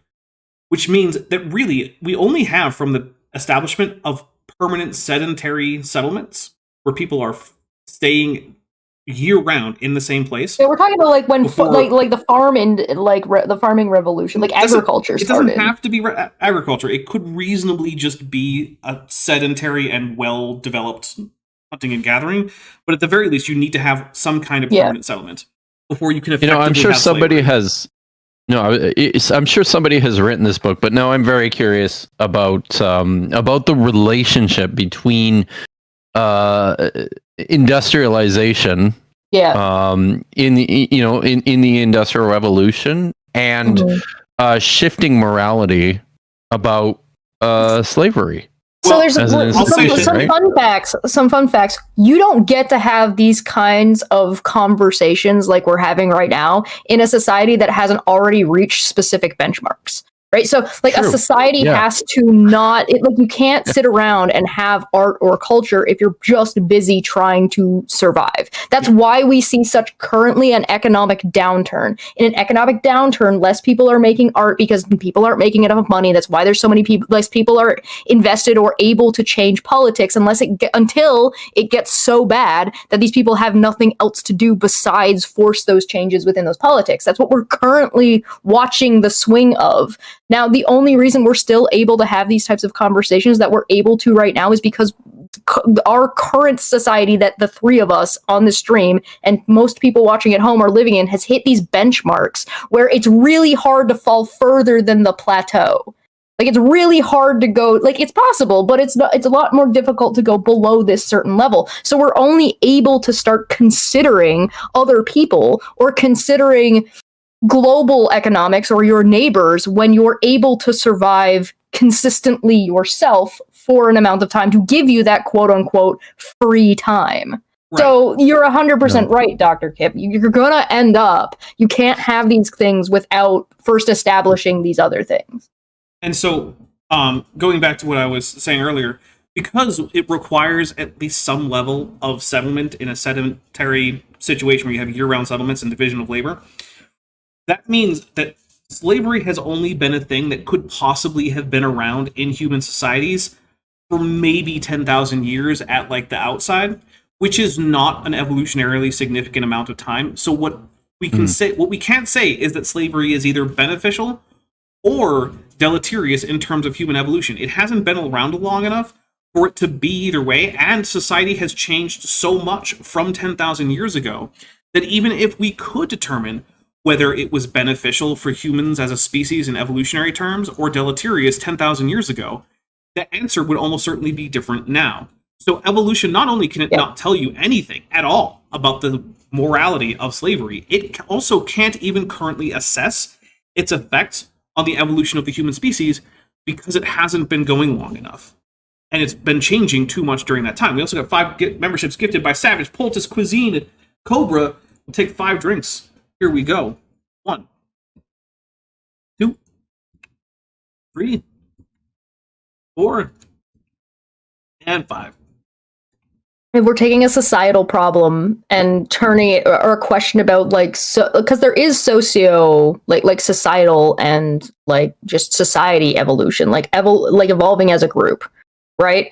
Or just as humans. There's biological evolution, but you can also talk about how societies and cities and like city planning and like what industries that exist within that city and when those industries sort of come into existence, and how that changes the society and their thought processes at the time.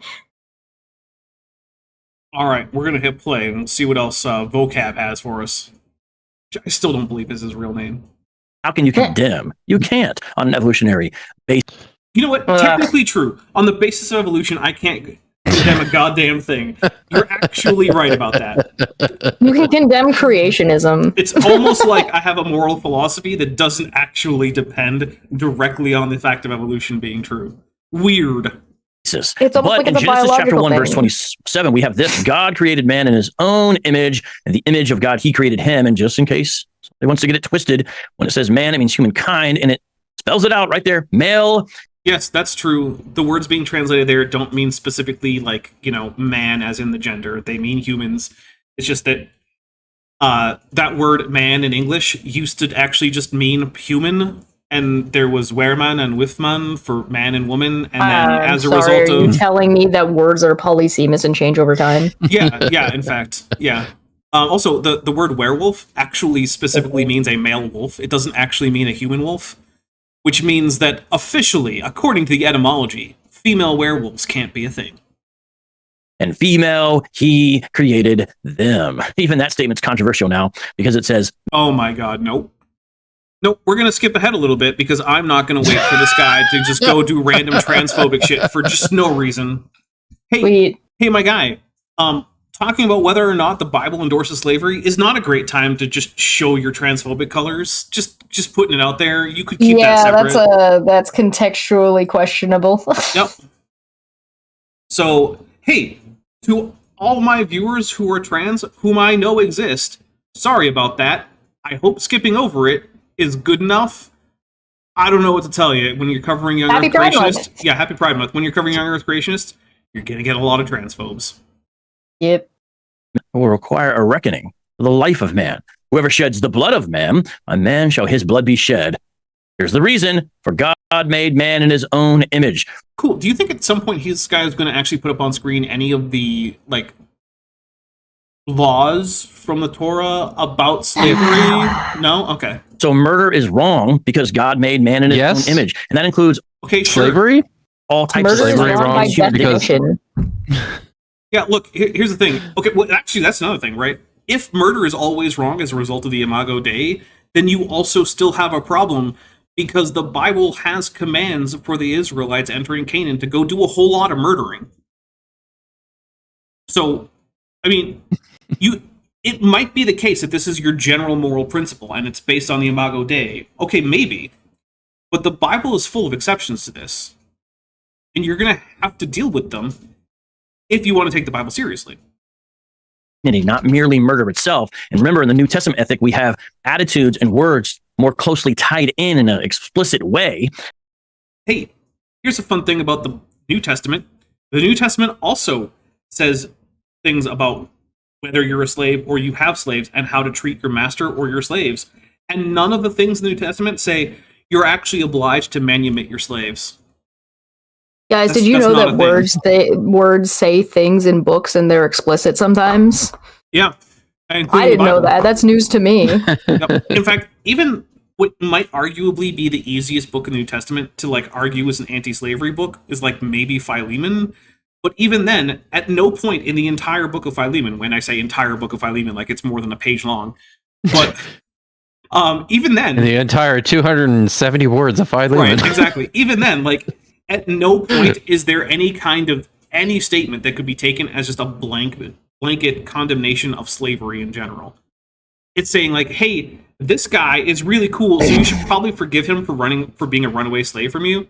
Could you please not be mean to him? That's not the same thing as saying, hey, I know this guy is a runaway slave who ran away from you, and he's been great to me. And really, if you think about it, slavery is bad in the first place, so you should probably just free him. That's not what's being said there. There is nothing in the New Testament that says slavery is bad. And look, I'm not telling you that you have to be pro-slavery if you're a Christian. I'm glad that most Christians aren't pro-slavery. What I am telling you, though, is that means you're going to have to grapple with the fact that the text that you are treating as your scripture does not agree with that part of your morality. A couple of years ago, I did a stream with a handful of other scholars about this topic, and one of my colleagues, Dr. Jennifer Bird, very helpfully pointed out that the entire New Testament ethic, or I should say, considerable portions of the New Testament ethic are actually grounded in the function of the institution of slavery. Yeah. This feeds right into many of the things that Jesus says or is purported to have said in the parables. This feeds right into the way in which Paul imagines, the structure and the organization of the church and Christianity. It's built into it, right? And I think that because of that, it can be hard to see sometimes. What is one of the things that Paul likes to call himself? Slave of Christ. Slave of Christ. Yeah. Now, granted, a lot of modern English translations will call that the servant of Christ, but if you look at what does doulos inappropriately means, it means slave. Yeah. That is the standard definition for that. When someone that brings up another important point, Dapper, that this word that we usually translate as slave in the Old Testament, eved,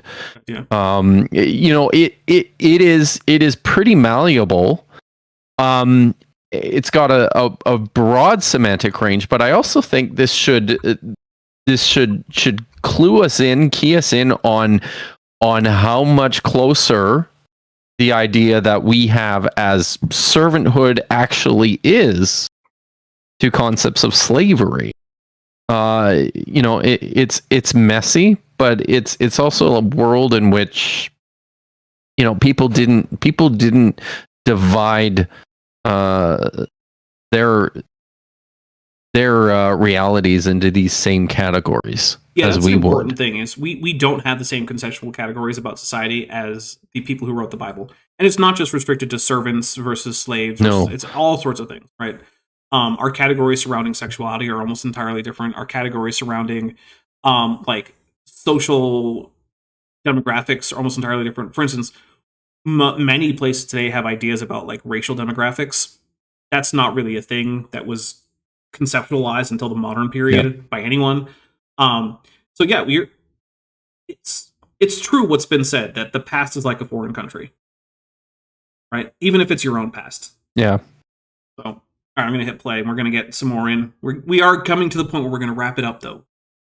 Oh, but we also have Chris McDaniel, who's been a member for 18 months and is at the annual level, who says, where did Jehovah's Witnesses get the faithful and discreet slave?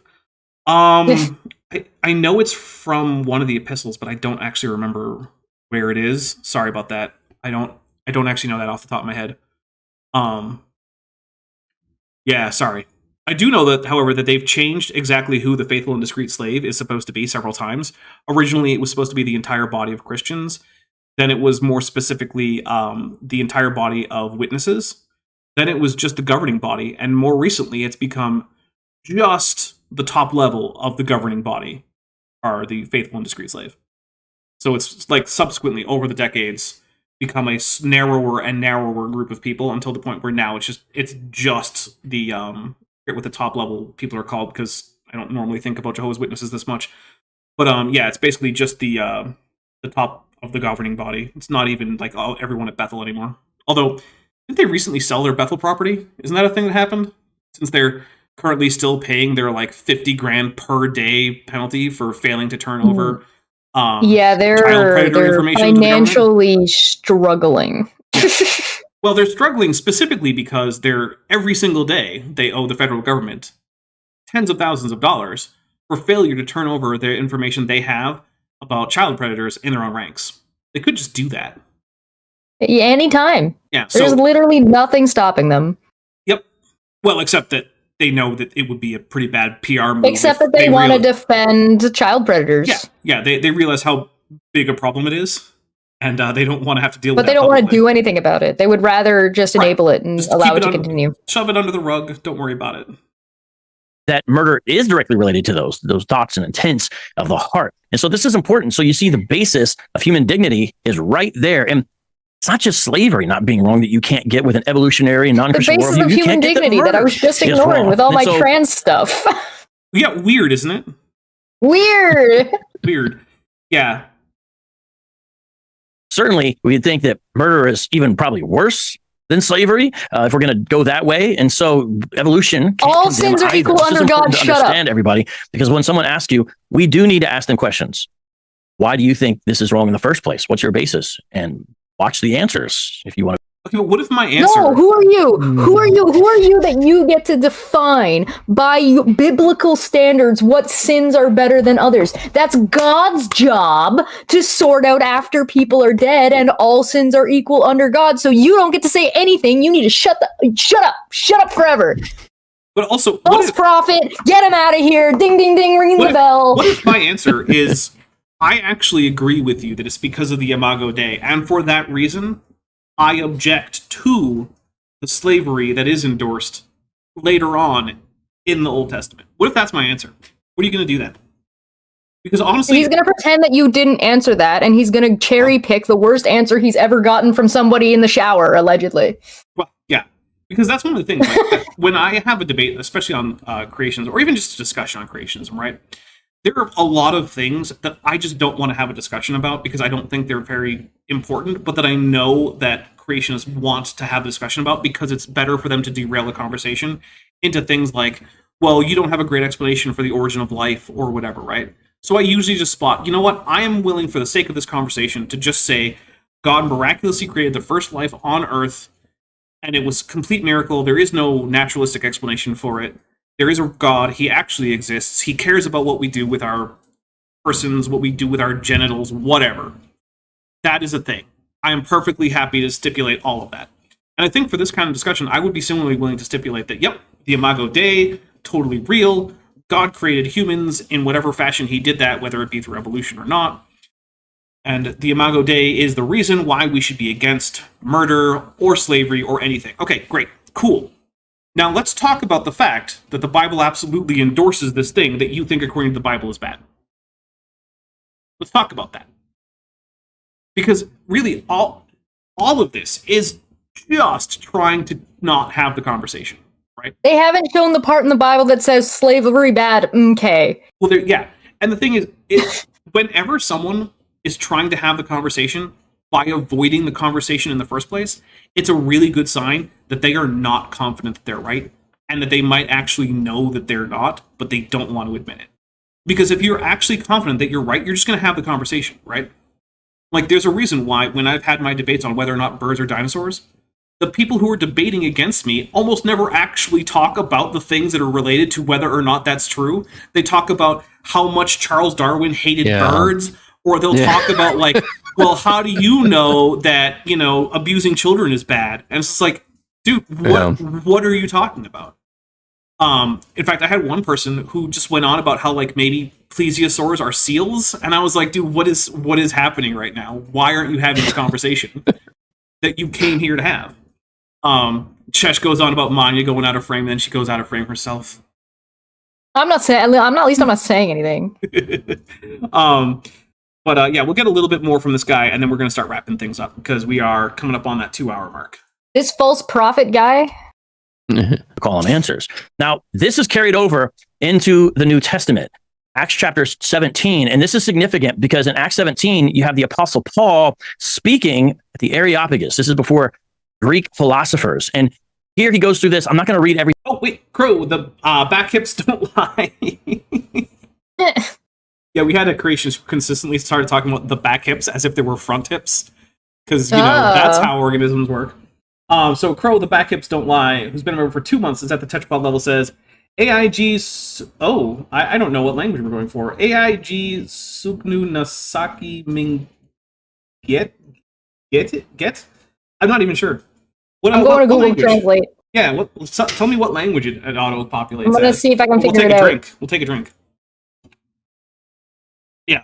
See, people seem to think I'm a linguist for some reason, and then they leap to the conclusion that I must know all of the languages, because that's how linguists It's saying work. Italian, but also not translating, so I feel like that's probably not right. Yeah, that does not look like Italian at all. Especially if what I'm interpreting as the second word is the copula. That is not like the present tense. Yeah, it actually, if I put it in, it detects Italian, but when it goes to the English translation, it just the same text is there. Yeah. Okay. People also think that Alman Hillman is a linguist. Oh, it's Sicilian apparently. Oh, interesting. So who? I'm sorry. Who else do they think is a linguist? Alman Hillman. He is absolutely not. Yeah. My brother actually sent me that podcast he was on. Oh, nice. And was he impressed? Well, he wanted to know my opinion because he knows that I am better informed about things like biblical languages and whatnot than he is. Not that I'm an expert in any of that stuff, but I would say I probably know more about biblical languages than like the average person on the street does. Right? I'm never going to get over that video of the biblically accurate angel language that the guy made. Curse Conlang, yeah. Yeah, that one was pretty crazy. Actually, that was for Agma Schwa's Curse Conlang Circus, which I believe number 3 is actually currently in progress. That's what I think I heard from him last time I talked to him. Because I do talk to Agma Schwa once in a while, so we actually don't live all that far away from each other. Tell them I think they're pretty cool. Okay. All right, let's hear what thing in here, but I just want you to be aware of it. This larger pericope of scripture, and the Apostle Paul bases the universal call of the gospel upon the Imago Dei, the fact that we all derive from Adam and Eve. Listen to this, the underlying part. And he made from one man every nation of mankind. By the way, if there are any hyper zealous religious Jewish folks listening, they may have a problem with that too. Because okay, well, we're gonna skip ahead again past the anti-Semitism. Jeez. Go, but before we skip ahead, can we just am I missing the part where Paul appeals to the Imago Dei here? Yeah, you are. He's just assuming that as part of the text because it's part of his background assumption about the creation of humans. So anytime he sees a reference to the creation of humans, he's then going to link that to the Imago Dei. Right, but it's not there, is it? No, it's not actually. Bunga bunga, slavery bad mk. I'm also missing the part where the text says anything at all about slavery. Well, yeah. So, hey, we savage Pinnipedisaurus. Oh, no. For 55 membership, we'll take 5 more drinks. 1, 2, 3, 4, and 5. I like that we're getting further in this video than we thought we were going to get because we get to skip all of like the extra garbage. Yeah, the like I'm just going to randomly be anti-Semitic or transphobic. It's going to make it look like we covered way more stuff than we did. We're awesome. I mean, by the end of this, is there going to be a kind of bigotry that we haven't checked off? We've already seen some like borderline racism. We've seen transphobia. We've seen anti-Semitism. Like, I mean, this guy is just... I'm above you. High five me. All in there. You're not high-fiving. You're not high-fiving. High-fiving. Okay. Above. I'm above you. There? Yeah, there you go. Close enough. All right. To see, look at this. To live on all the face of the earth, having determined a lot of periods and the boundaries of the dwelling place. So times and seasons, places, that's all God's doing. That they should see God and perhaps feel their way toward him and find him. Now you can go through and read that, but the point is feel my way. Feel your way to God. I'm just gonna stroke around, see if I can find him, and if I see it, like I don't know how many dicks I'm gonna end up touching on my way feeling around. I'll find it eventually, I'm sure. Story, the Genesis narrative. He makes it part and parcel of the gospel proclamation to pagan philosophers there in Greece. That's important to understand. But he doesn't actually talk about the Imago Dei during that. He just talks about the creation of man without actually explicitly mentioning the Imago Dei. Now, look, if you want to, for your own personal devotional purposes, import ideas about the Imago Dei into that for your own, spirituality, I can't tell you not to, right? I'm not in charge. I'm not your priest. I'm not your confessor. I'm not your pope. I'm not your pastor. I'm not your rabbi. I'm not your imam. I'm none of these things, right? Great. Fun times. But if you want to argue that this Imago Dei is being imported into Acts and is therefore significant for the conception of slavery in the New Testament, there's just no evidence of any of that. It's just not in the text. You're bringing that into the text. That is a absolute poster child example of eisegesis, a thing which people like this guy say they're against, right? Exegesis is when you take a look at the text to find out what it says, and then you can try to explain that to people, right? Eisegesis is when you decide what the text is going to say, and then you make excuses for why the text actually says that, when it really doesn't. You're importing your own ideas onto the text. And for some reason, the people who say that they're the most against eisegesis, the people who tend to use the word eisegesis in the first place, also tend to be some of the biggest offenders when it comes to eisegesis. We got a super chat, and then we're going to start wrapping things up here. Vince O'Connor for $10 says, we Christians ought to be troubled by things and not just try to explain them away. Abraham sleeps with his wife's slave girl. That's not just slavery, that's sex slavery, and I agree with you 100%. And look, the purpose of this stream here is not to say Christians bad, because I happen to know for a fact that many Christians are in fact not on the same page as these two. I happen to know a lot of Christians who are kind, loving, accepting people who are not bigoted, who are not trying to defend the rather iffy parts of the Bible. And that's great, and I want to encourage that. My purpose here is never to get people to convert to or from any religion. I don't care. I just want you to, one, not misrepresent science as a result of your religion or anything else for that matter. And two, not pretend that the problems that exist, both in the text and in the world today, because those two things are connected, that they don't exist, right? I just be honest with the science, with the text, all those things. That's all I want. I am not here to get rid of Christianity. I think it's also reasonable to let Christians know when a false prophet are in their midst, as well as that people like this guy up here is out here trying to take your good name and your good reputation and abuse it to, I don't know, do something. Make money, probably. Well, we are basically at the wrap-up phase. So, Chesh, what do you have coming up today this whole week that you want to tell people about? Not just today. Okay, so I'm going to be going through some social analysis stuff in the coming week. I have some situations and social situations and dynamics that I'm going to be going through utilizing some internet drama and internet personalities. Also, new show is today, and also if you want to see cute videos of my dog being cute, he is very adorable. He did make a cameo today eating some peanut butter, so if you want to see Puck being cute, go over to my channel and look at the shorts. Why would you ever not want to see Puck being cute? He's very cute. There's one of him playing with a big ball that's about this big that makes a boink boink boink sound when it rolls around, and he's in a little pool, and so he's chasing the ball around inside of the pool. It's very adorable. All right, well, Kip, what do you have coming up in the next week or so?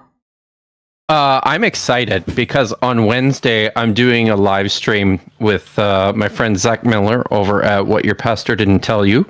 And a bona fide Septuagint scholar, Dr. Joel Karitko, who teaches at the school that I used to go to and that I used to work at down the road from me. And we are going to finally review this conversation that I had about a year ago on Gnostic Conformance channel with Alman Hillman. About about the origins of the Torah. So that'll be fun. Isn't he the one who says that the Septuagint is like the original? Yeah, so he says that the Torah was written in Greek. So wrong. And back translated into Hebrew. No. And he insists this because he's a classicist who reads lots of Greek literature. Of course. So of course Greek takes part. Doesn't always.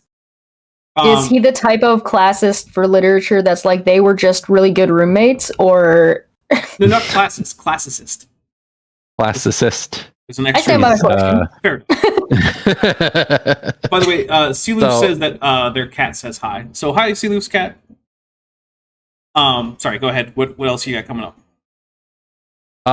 That's it for this week. Okay. And then I think, yeah. So let's take a look on Tuesday. So as I said, I don't know whether or not Bent will be back to be in Kent with Bent. If he is, we will have Kent with Bent. If he's not, what will probably happen is I will have a sequel to this bit. And if I do, then Kip, you're welcome back. I will try to reach out to Dr. Josh Bowen. Maybe, Kip, you can get me what you think is the most reliable way, and we'll see whether or not he can get back to me in time. I also don't know if Vishanti will be around on that day. If she is, she's welcome to come too. But if Bent is here, then it will be Kent with Bent. And either way, I will make sure to be on camera with a tutu, no matter who's here, because I made that promise. Nice. Yeah. Well, I'll be in my human suit with a tutu, because the tutu doesn't fit my real self, obviously. So that's Tuesday. On Thursday, which is indeed... I like how I'm just getting axed. Well, Chesh, I mean... No, it's fine. It's fine. No. Go on with your schedule. Well, here's the other thing. Like, maybe no one else shows up, and yeah, you're still here. I don't know. Look. So then on Thursday, that's July 4th, we are having a premiere. It is going to be the fourth part of the Pam Acker series. So if you've been enjoying that, which I know a fair few people have been, that'll be part 4 there. She's going to be talking about her take on genetic entropy, which is somehow even worse than John Sanford's take on genetic entropy, which is hard to understand. Crow, the back hips don't lie for €5.99 euros, says you don't got nothing to say. Just don't got nothing to say. Just want you to take my money. Well, thank you very much. I do appreciate that, and I will in fact take 70% of your money, and then YouTube will take 30% of it. That is why I do encourage people to go to the Patreon if they really want to do as much as possible to support me. It's very, very handy. So then on Saturday, there will be another Dapper Reacts. I don't know. It might be another third part to this. It might be an entirely new topic. I do have a different video lined up for after this. We're actually going to be looking at someone with some kind of PhD, at least allegedly, who decided to show up on a Saskatchewan First Nations TV station to talk young Earth creationism. Wow! And so that was was it APTN?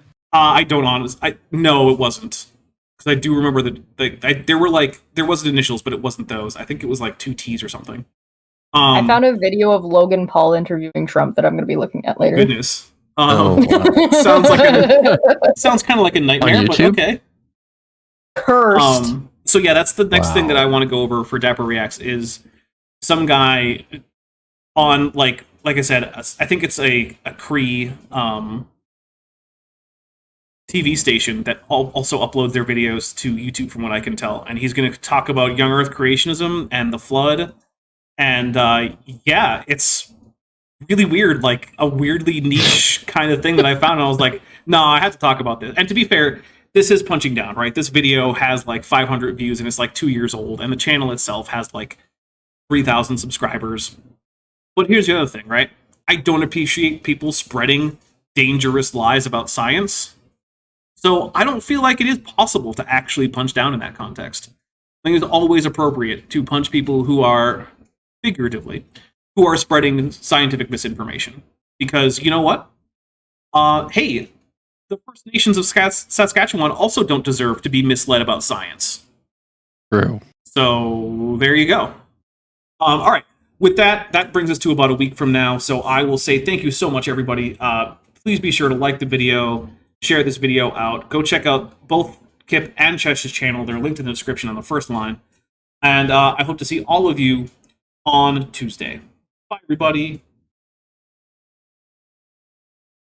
Hey, before you leave, I just want to take a second to thank my patrons and channel members, especially those pledging $20 or above. Ben Hovind, Phil Ravara, Tapioca Weasel, Whispers, Eleron Teller, Horseflesh, Ian Chen, Kelvin Brostek Van Manen, Landed Noble, Mabdy Babdy, Sphincter of Doom, Lawless, John Ackerman, and Strawberry Vein. It's because of my channel members and patrons whom you're seeing on screen that this channel can stay afloat. Without you, it would all shut down. If you want to join the team, there's a link to join the channel below this video, and there's a link to join the Patreon in the description. On the Patreon, you can get a 10% discount for pledging annually, and either way, you get early access to virtually all of my scripted videos, often 3 to 5 months before they come out for the general public.